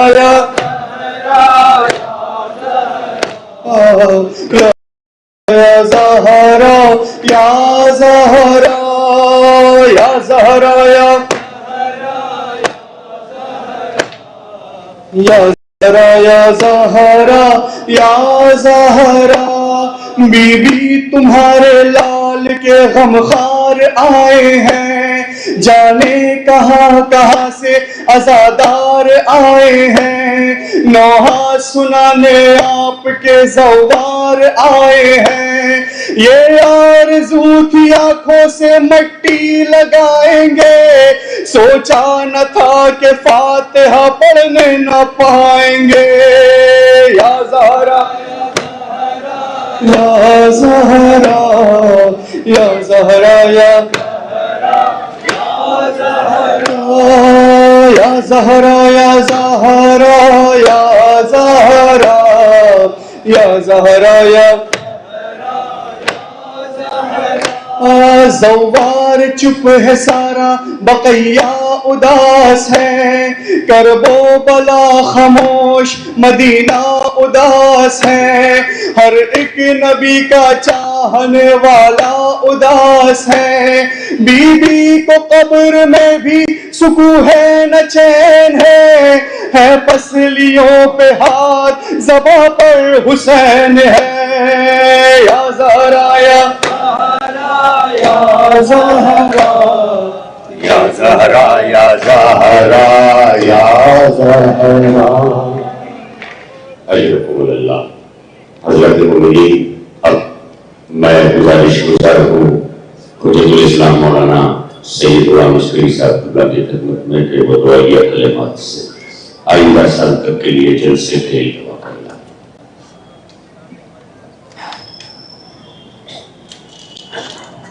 دعائے فرج ظہور امام زمان سب مل کر پڑھ رہے ہیں. بسم اللہ الرحمن الرحیم. اللہم کن ولیک حجت الحسن صلواتک علیہ وعلی آبائہ فی هذه الساعة وفي كل ساعة وليا وحافظا وقائدا وناصرا ودليلا وعينا حتى تسكنه أرضك طوعا وتمتعه فيها طويلا. اللهم صل وسلم. اجازت ہے حضرت مومنین، میں شیعہ اسناشی یوتھ فاؤنڈیشن کی جانب سے قبلہ و کعبہ حجت الاسلام والمسلمین مہدی پور مرکز اللہ العالی اور ان کے ہمراہ تشریف لائے ہوئے حجت الاسلام مولانا سید حسنین صاحب مرکز اللہ العالی جو آپ کے مترجم تھے ابھی، اور بھی حجت الاسلام مولانا سید قمر حسنین صاحب مرکز اللہ العالی جو آقا کے ہمراہ تشریف لائے، دیگر تمام علماء کرام، اور اسی طرح سے کونسلر جنرل آف ایران جمہوریہ اسلامی ایران، اسی طرح خانہ فرہنگ جمہوریہ اسلامی ایران اور تمام مومنین حاضرین کا ہم انتظامیہ کی طرف سے شکریہ ادا کرتے ہیں، شکر گزار ہیں، اور امید کرتے ہیں کہ آئندہ بھی اسی طرح ایسی دعوتوں پہ لبیک کہیں گے. 8 جون کو انشاءاللہ آیت اللہ روح اللہ مسلم خمینی امام رحیم رحمت اللہ علیہ کی برسی کا پروگرام 8 جون کو انشاءاللہ کیسر باغ حال میں ہمیشہ کی طرح منعقد کیا جائے گا. متوجہ زیارت. السلام علیکم یا رسول اللہ. السلام علیکم یا محمد بن عبد اللہ خاتم النبیین. السلام علیکم یا امیر المؤمنین علی بن ابی طالب. السلام علیکی یا فاطمہ الزہرا سیدۃ نساء العالمین. السلام علیکم یا حسن بن علی المجتبی. السلام علیکم یا ابا عبداللہ. السلام علیکم یا ابن رسول اللہ. السلام علی الحسین وعلی علی بن الحسین وعلی اولاد الحسین وعلی صحاب الحسین. السلام علیکم یا علی بن الحسین زین العابدین وقرۃ عین الناظرین. السلام علیکم یا محمد بن عبد اللہ. السلام علیکم یا محمد بن علی الباقر عم النبی. السلام علیکم یا جعفر بن محمد الصادق الباقر. السلام علیکم یا موسیٰ بن جعفر ورحمۃ اللہ وبرکاتہ. السلام علیکم یا عزیز المظفر. السلام علیکم یا معین الضعفاء والفقراء. السلام علیکم یا علی بن موسیٰ رضا ورحمۃ اللہ وبرکاتہ. السلام علیکم یا مولانا محمد بن علی التقی جواد. السلام علیکم یا علی بن محمد النقی الناصر الامین. السلام علیکم یا حسن بن علی العسکری. السلام علیکم یا مولانا صاحب نصر الزمان. السلام علیکم یا خلیفۃ الرحمن. السلام علیکم یا شریک القرآن. السلام علیکم یا مظہر الایمان. السلام علیکم یا امام زماننا ھذا حضر وسہلا تعالی معبد ظہورا ورحمۃ اللہ وبرکاتہ. حضرات گزارش آتے ہوئے ہے کہ آپ جہاں ہیں وہیں سے ایک بچہ جو ہمارے انتظامیہ سے تعلق رکھتا تھا یہاں آ رہا تھا، راستے میں ایکسیڈنٹل اور حادثاتی طور پر شکار ہو گیا. آپ حضرات 5 بار اما یجیب کی تلاوت اپنے اپنے مقام سے فرمائیں. بسم اللہ الرحمن الرحیم.